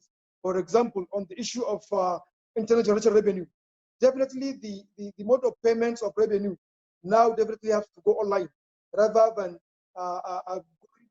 offices because of this social distancing. Now, the manufacturing sector in Nigeria and in Kano and Jigawa, we will have to take a cue. For example, what happens with the Chinese? Immediately they realize that the issue of COVID is real and they are going to close themselves down. They realize that within their society or within their country, they need all these what do you call them? All these nose masks and other protective gears. A situation whereby they, within overnight, were able to put innovation in changing all their garment industries, textile industries, to be producing these protective gears and nose masks and others. It really gives them a very good advantage of taking the new opportunity that comes with the corona virus. So here in Nigeria, with the manufacturing sector, definitely for us to survive, we have to, like I've said earlier, to innovate, bring new ideas, and improve on existing ones, and if need be, change some of our production lines. Still, the issue of stimulating package for the economy in Nigeria, from what we saw, what has come out for the manufacturing sector in Nigeria is very, very much inadequate. If we look at the issue of reliefs being given on how to keep jobs, on how to guarantee us keeping our workers in, definitely it is next to nothing that comes out from the government. From the federal government, from the state government, definitely, yes, we know. They too are not getting anything. But whatever they give out to us is like they invest today and they will take their profit by tomorrow. Because if we survive, definitely we will survive and pay more taxes and more revenues to the government. So the issue of salary pay up by government, because let me go back a little, that this issue of COVID is a global issue, and whatever comes to us, we copy from the advanced and the advanced world, from the West. We copy lockdown, we copy everything, we copy. We didn't have our own initiative. Then definitely in terms of palliative and in terms of stimulating our businesses, we have to copy directly from what they do, one-on-one, because they were able to pay off salaries for their staff. They were able to announce tax holidays. They were able to give interest rebates or loans, which is what we are expecting right here and right now. Then the other major issue that is facing us, that is far beyond the COVID-19. COVID-19 is temporary. It will last for the period that we have the development of vaccine. Immediately there is a development of vaccine and people are vaccinated, the issue of COVID-19 is over and we put it behind us. Then the other permanent issue that we have to live with is the issue of African free trade area, that is AFCFTA, which Nigeria has already signed and is taking effect by January 2021. Now, the manufacturing sector in Nigeria, by extension in Kano and Jigawa, we have a challenge and we have opportunity. Our challenges are very much higher than the opportunities we have. Opportunity we have that yes, if we innovate, if we're able to produce competitively, we could be able to take over the market in Africa. There is no two way about that. But the challenges that we have, as of today, the challenges are very, very much higher than the opportunities that we have. Today in Nigeria, the manufacturing sector in Nigeria, we are going to compete with other industries in Africa where they are more advanced, have more facilities, where they have more good infrastructure on the ground. So by implication, our competitiveness to those other countries and to those other businesses, it is very, very vital. Now, what the African Free Trade Agreement area is coming about is we are going to open our market and give access to products being produced in those countries. 90% of the products that are being charged duty today, they are going to come free into our market and sell into our market. The restriction is only going to be on only 10%. And even those 10% are going to be eroded in the next 5 years. So here, Sir, I'm going to ask you to please try and round up as much as possible because it's already 1:30 and we are about an hour and a half over time now. Okay, thank you very much. I have said it. There were issues that were said earlier on the issue of this innovation, the issue of public-private partnership between the states and the businesses. This aspect is very important, but the most important thing is that up till today, as I'm thinking, the issue of dialogue has not even been a very good dialogue, talk less of partnership. Definitely the government have to change the way of doing business. We, the business community, as of today, the government should know that we are very much often and very much vulnerable. If the government, as of today, they are vulnerable as we are, because the issue of their income is at stake, and the issue of our survival is at stake, definitely is the right time for us to start coming into partnership and bringing way out in the way we are doing our things.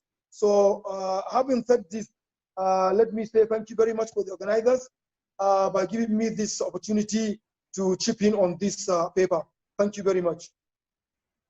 Thank you very much, Alhaji Madugu. I would have loved to do a full summary of the sessions, but I think we don't have enough time.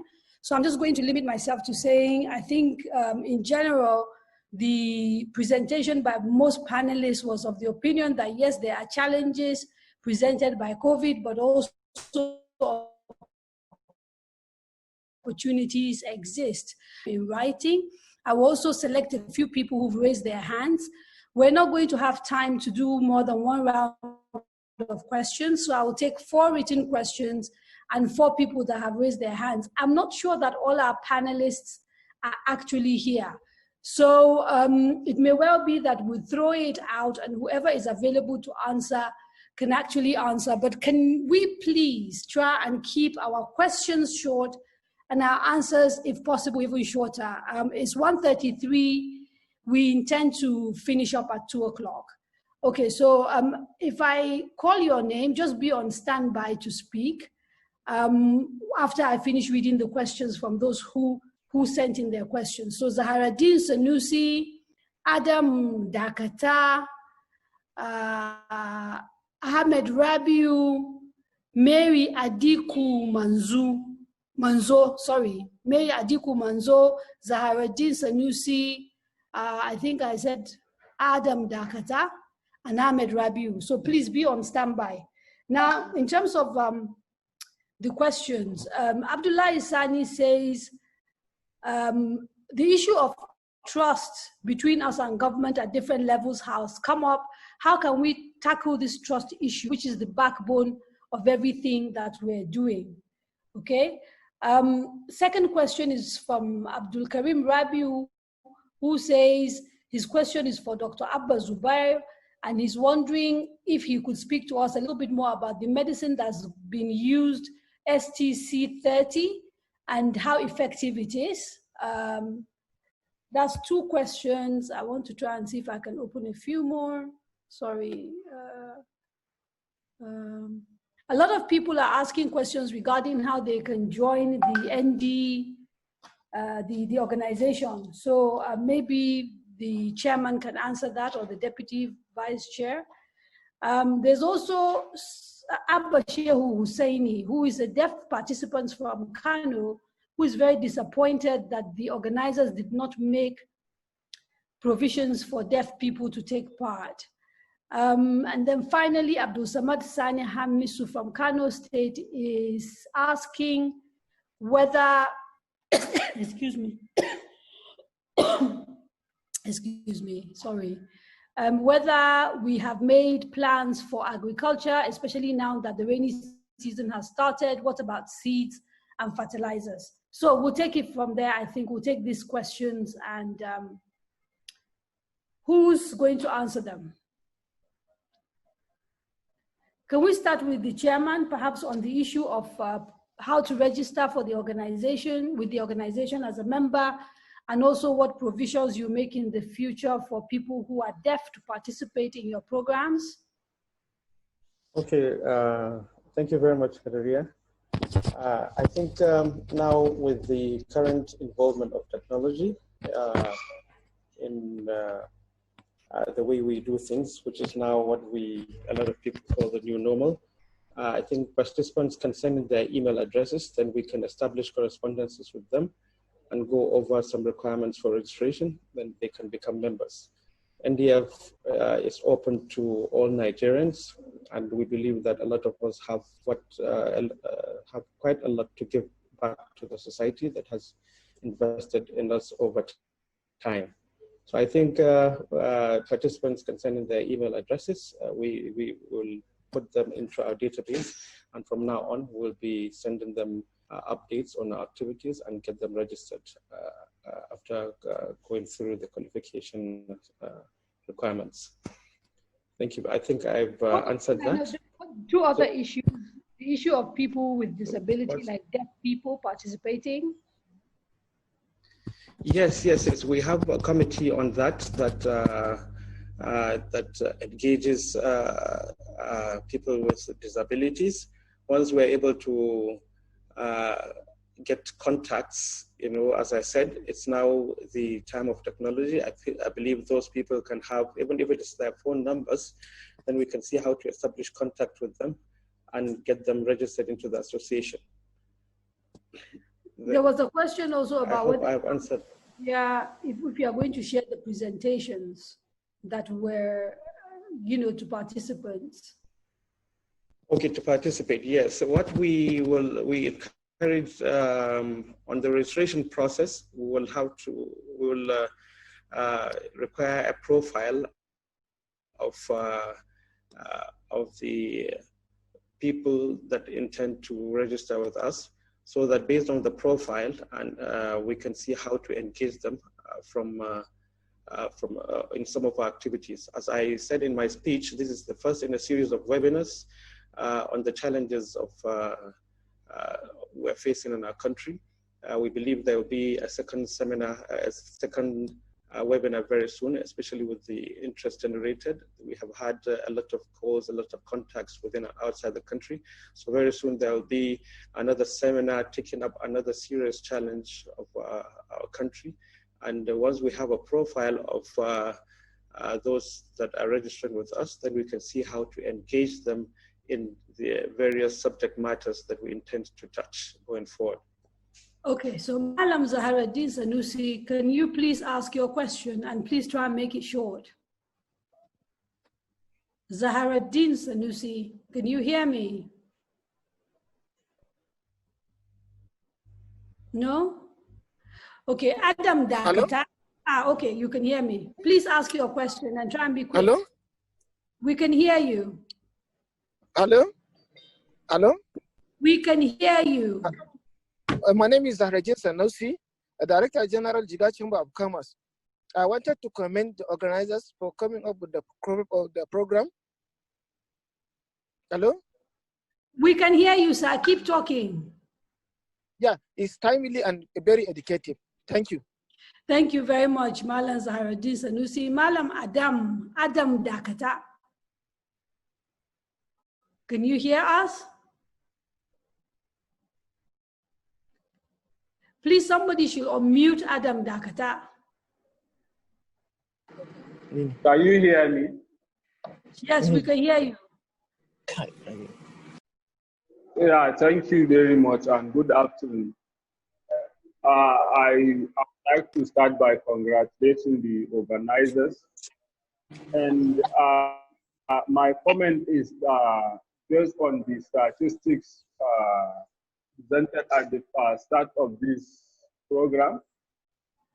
When looking at the mid-COVID-19 business activities of Kano State and Jigawa State, you can see the number of guests coming in to participate in business activities or to purchase and export products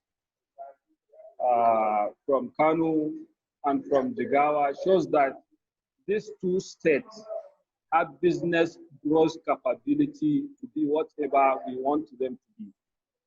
But the problem or the sad thing is that when you look at the activities of our government, is that you can conclude that the attention of our government is little with regard to business development and intervention. So my question here is that why can't government have hands on business activities and development of any businessman? Every businessman. Okay, so for example, you can see a businessman. I think that's that question. That's fine. Hello, Malam Adam. We have to allow other people the opportunity to ask. So your voice is noted. Government involvement. Let's take 2 more questions and go back and see whether members of the panel remain that can comment on this thing. So, Mary Adiku Manzo. Mary, are you still here? Please, can you unmute her? Yeah.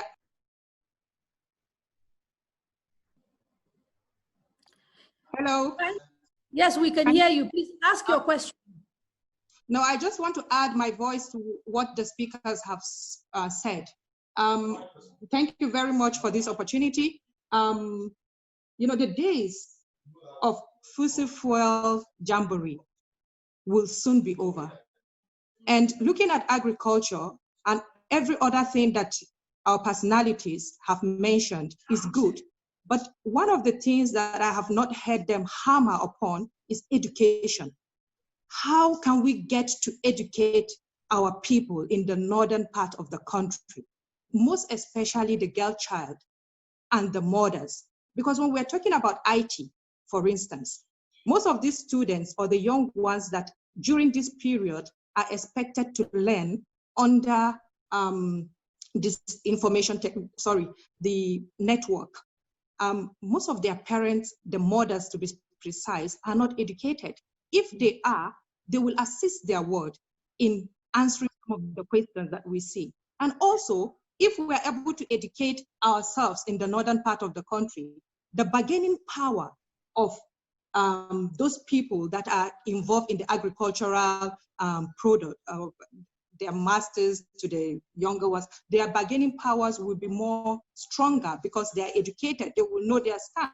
So I believe thank you very much for that contribution. It's noted. Finally, Ahmed Rabiu. Can you please unmute Ahmed Rabiu so he can ask his question or make his comment? And we go back to the panelists that are still here. Thank you so very much, Garia. Well done for a good job. Thanks to NDF and congratulations. Please keep it up. Thanks to all the resource persons, particularly our elder statesman, Alhaji Tanko Yakase. May Allah increase him in good health, long life, and Iman. And very quickly, 3 points. Number one, I spoke a while ago with my former colleague, the Honorable Commissioner for Information in Kano, Raj Mohammed Garba, and he mentioned that they never received a formal invitation for this event. That when they saw it in the media yesterday, they attempted reaching the organizers or the conveners without success. So let it be known that the Kano State government never received a formal IV for the event. Number two, The point I wanted to make largely was to appreciate the two governors if they had been able to be on the platform and talk on the issue of collaboration, cooperation, partnership. The issue of the PPP has been mentioned by most of the resource persons. It is key and important that the enabling environment, an environment for business to thrive, is encouraged by the governors. What happened between Kano, I'll just very quickly mention the point, between Kano and Lagos States, the Economic Investment Summit, what Lagos went and did in Kebbi is very appreciated. What needed to have happened between Kano and Jigawa, there are two sister states that should really partner. There is no threat if any of them takes over one thing or the other. The basis for the decision and to produce or to buy between Kano and Jigawa and partnership, maybe I just stop here just to say what we look forward to because of time is continuing efforts by the governments of the state to make the environment more attractive. Our brothers, Alhaji Aliko Dangote and Abdulsamad Isaac Rabiu, are today in Lagos and they shine the lights for that economy. It is because of the environment, and the attraction needs to be improved here in Kano and in Jigawa in many ways. Thank you so much. Thank you so much. I'd like to know, do we have any of our panelists still around? From what I'm seeing, there's only Malam Ismaila Zakari is around. I'm here. Okay. All right. Yeah. Okay, all right. So if we could get them to respond in various ways to what was raised, and maybe we'll go to Malam Ali Magashi as well on the last point that was raised by the last speaker. So if we start with Dr.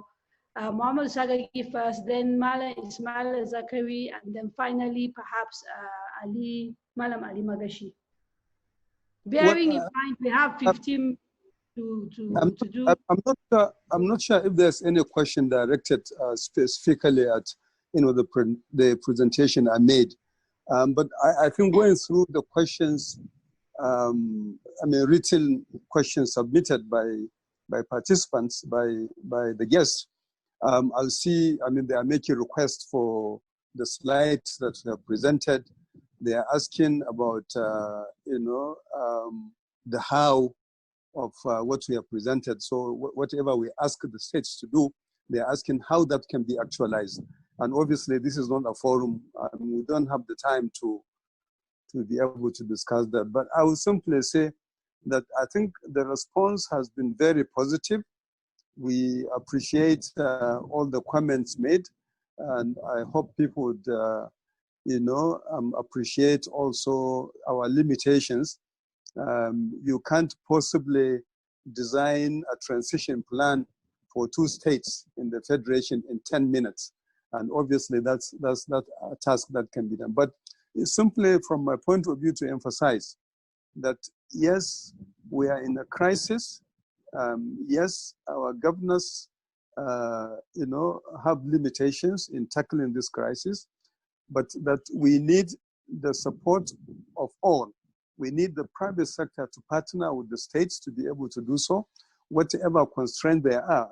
Alima Dugu has mentioned some of the problems they face in the private sector in dealing with Kano and Jigawa and other states, and that's true.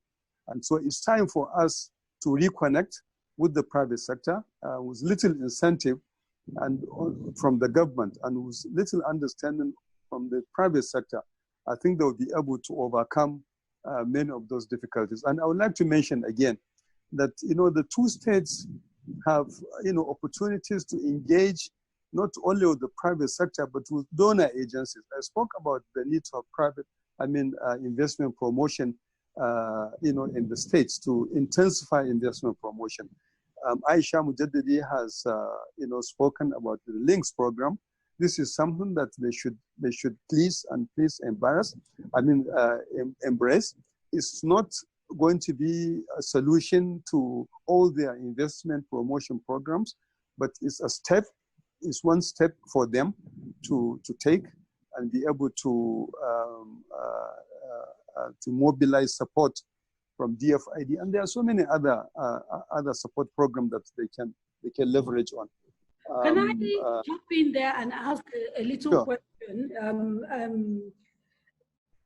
Senator Ibrahim Hassan Hadeja, I think, was the person that mentioned the fact that amidst all of these efforts to try and promote the northern economy, we're dealing with insecurity, and that without security, a lot of these efforts are wasted. And so in many ways, I guess what he was suggesting was that there was a need to do things in tandem. I mean, at the federal level, how concerned are you that all of these initiatives that are coming out, whether it is from SPN, whether it is the Anchor program, the fact that people can't get to their farms because of insecurity almost makes a nonsense of it. What are the thoughts at the moment that people are you know, what are people thinking about doing about the insecurity issue in the North, which seems to be getting worse? Well, I think, I mean, I would lie to you if I say I know exactly what this is what the governors, I think, should be able to answer. I'm not sure I'm capable of you know, providing answers to that. But it's true what the senator has mentioned, that you need to have a secure and safe environment for businesses to thrive. And that is why today I think the most important business environment issue, you know, outside the conventional environment, business environment issues, access to finance and power and infrastructure, I think security is number one. And it's something that no one state government, no one state governor can tackle alone. And that is why I think that this kind of discussion on the economy should be extended, you know, to discussions on security, on cooperation within the Northwest geographical zone, and extended beyond that to the North.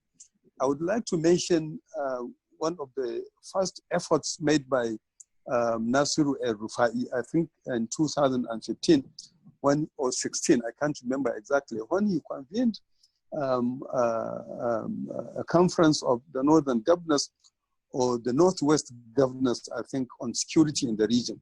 And this is, I think, the effort that should be extended by all the governors in the region.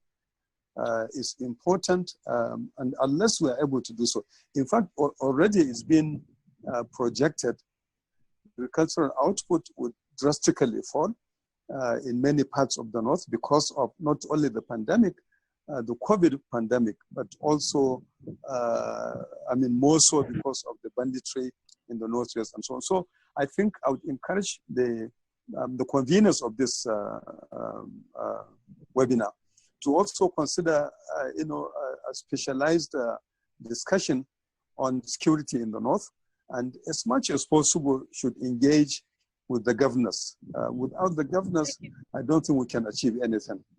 Thank you very much, sir. I understand that Dr. Sarki Abba is still around, so I wonder if he can respond to the question that was asked, the medical question on the medicine that is being used at the moment to treat COVID. Dr. Abba? Yes, can you hear me? We can hear you loud and clear. Okay, so, you know, I think in general, the medications, there are a number of antivirals that are being used. Some of the more popular ones that initially we all had hope will work, like the chloroquine and hydroxychloroquine. I think that evidence is that maybe they may not be as effective as we all wish. But I just wanted, if you take a look at the big picture for this disease, really everybody should be hoping and praying for an effective vaccine. I think that's really what's going to have a major impact. Nobody is really thinking that treatment after the disease has already affected somebody and you take the medication, that will be the, you know, the biggest thing. The biggest thing will be vaccination. And I think just to tie one additional point very quickly, you know, we talk about security. We have to wonder also how, with the insecurity that's going on, even if we do have something like a vaccine, you know, how can we really have people to get access to it with the insecurity? So I think there was another medication mentioned, STC30, which is really not to my knowledge, is not something that's reputable. There's a lot of information on the internet, everybody making a lot of claims. I will just say one final thing. If there is something that works, you will hear about it, because this disease is big. It affects everybody in the world. You will hear about it. The media is going to be saturated with it. You will hear it from everybody, from all the reputable sources. If it's something you have to dig and find somewhere on the website, it's probably not real. Okay. Quickly, Malam Ismail Zakari, and then we go to Malam Ali Magashi, and then we will round up with Malam Hadi Ukashitu.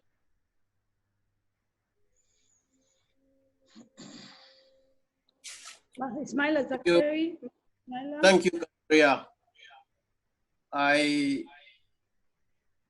have seen a number of questions that are directed to Dr. Muhammad Sagagi and probably myself.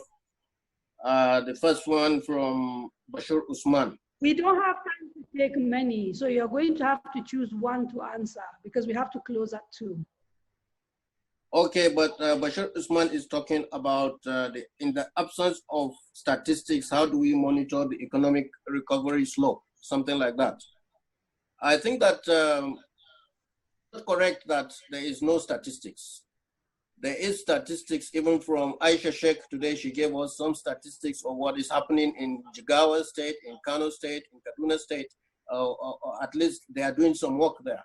So if there is no statistics from other channels, either specific to Jigawa and Kano states, like in the national statistics and other areas, I think you can look at the work other people are doing because they are also in the public domain. So please, let's look at other areas. Then this one is to Dr. Sagagi. Ahmed Rabiu is asking if Dr. Sagagi can submit the issue of these non-interest banking facilities to your group in the Economic Advisory Panel, and also maybe bring it up with the president. I don't know, Dr. Sagagi. Thank you very much, Malam Ismail Zakari. Thank you. Let's go to Malam Ali Magashi now, quickly, please. Assalamu alaikum. My quick response to my big brother, Malam Ahmed Rabiu, is that about the formal invitation. I'm sure there must have been a disconnect somewhere in terms of communication. But what we felt that since we were doing something digital, we engaged with the senior special assistant to the governor on media. So we gave him the formal invitation for the governor. I did not speak to the governor. So his SA, Malam Salu Tonkoyakase, was our point man. And so I think we have actually invited the state through Malam Salu. Okay. The other thing that he mentioned is on collaboration, cooperation, and partnership. That's a very good point. The Jigawa state government, I know very much, is very friendly in terms of business environment, and they're doing everything to attract investors for obvious reasons. And all the big players in agro-allied are in Jigawa. And I think cooperation starts from the head. I think that collaboration, cooperation, and partnership should be initiated by the two governors. We will try and get across to them and make some points on why we need to do more than we're not saying. Right, there's no collaboration, there's no cooperation. There are sister states, and but I think a lot more needs to be done, especially on the business environment, so that we standardize how things are done. Thank you so much, Alhaji Ali Magashi. And finally, I'd like to call Malam Hadi Ukashetu, who is the chairman BOT NDF, for the vote of thanks. Yes, Madam Mohammed. Hello, I'm sir. here. How are you? Okay. I'm fine. How are you? I'm great. Let me begin by saying thanks to Allah subhanahu wa ta'ala for making it possible for us to meet today under this webinar. And I want to thank the two governors, even though they have not had time to join us. And I want to thank our presenters, those that had time to present papers today, Dr. Sagagi, Dr. Sani Aliu, Alaji Ali Magashi, and all the other panel of discussants like Aisha Sheikh, and all the other panel of discussants, Dr. Abba Zakari, Dr. Sarki Abba, Malam Yusuf Kadore, Senator Ibrahim Hassan Hadija, and all the rest of the people that participated. More than anyone else, I would like to thank the keynote address being delivered by our father, Malam Tonko Yakasi. It's been wonderful, and we want to thank you, the moderator, Madam Gadria.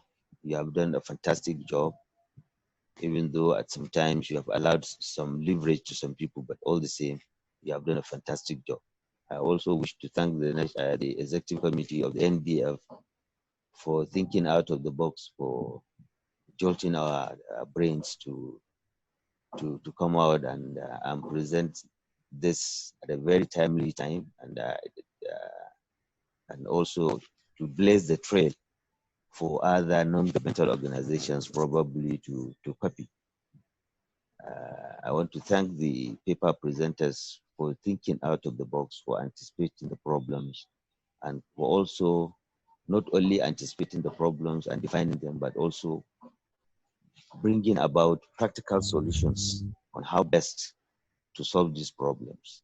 You have done justice to all the papers given to you, and I'm indeed very grateful, and we hope in the future we'll also collaborate with you to do even more webinars that will generate and probably push our two economies forward, and by that also the Nigerian economy. As Ali Madugu has raised so many issues that I feel the government should look into, not only the state governors, but also the federal government needs to look into that and interface with them and see how they can really leverage on the African trade. I want to thank also all the participants. This is just the beginning, and I hope those that have not had the opportunity to ask questions and send in their questions, they can go and upload whatever comments they have and questions that they may ask.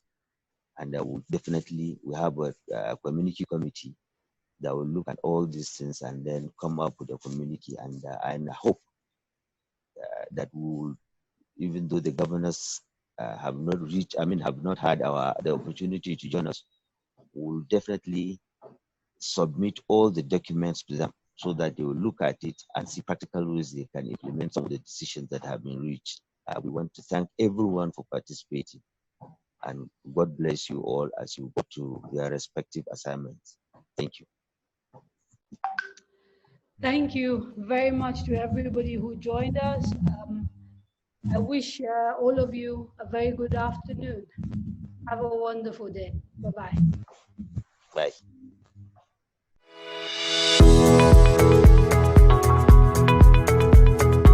Housing Development Advocacy Network. We are the leading events and webinar platform in African real estate. A platform to connect with stakeholders in the housing industry across the globe. Our platform has over 1,000 live viewers per webinar, over 20 African and international countries. We engage a heterogeneous audience composed of decision makers. With over 120 minutes per webinar, you can reach over 40,000 global and Pan-African audience. Join Nigeria's leading brands, sponsor a webinar episode or series, or host your own webinar through our platform and speak to your own audience. Through our platform, you can reach a new audience composed of real estate developers and investors, property owners and facility managers, banks and financial institutions, construction and civil engineering firms, managing directors and chief executive officers of companies, wholesalers, retailers, property agencies, and even more. For inquiries, call the numbers displayed on your screen. The Housing Development Advocacy Network webinar platform is proudly sponsored by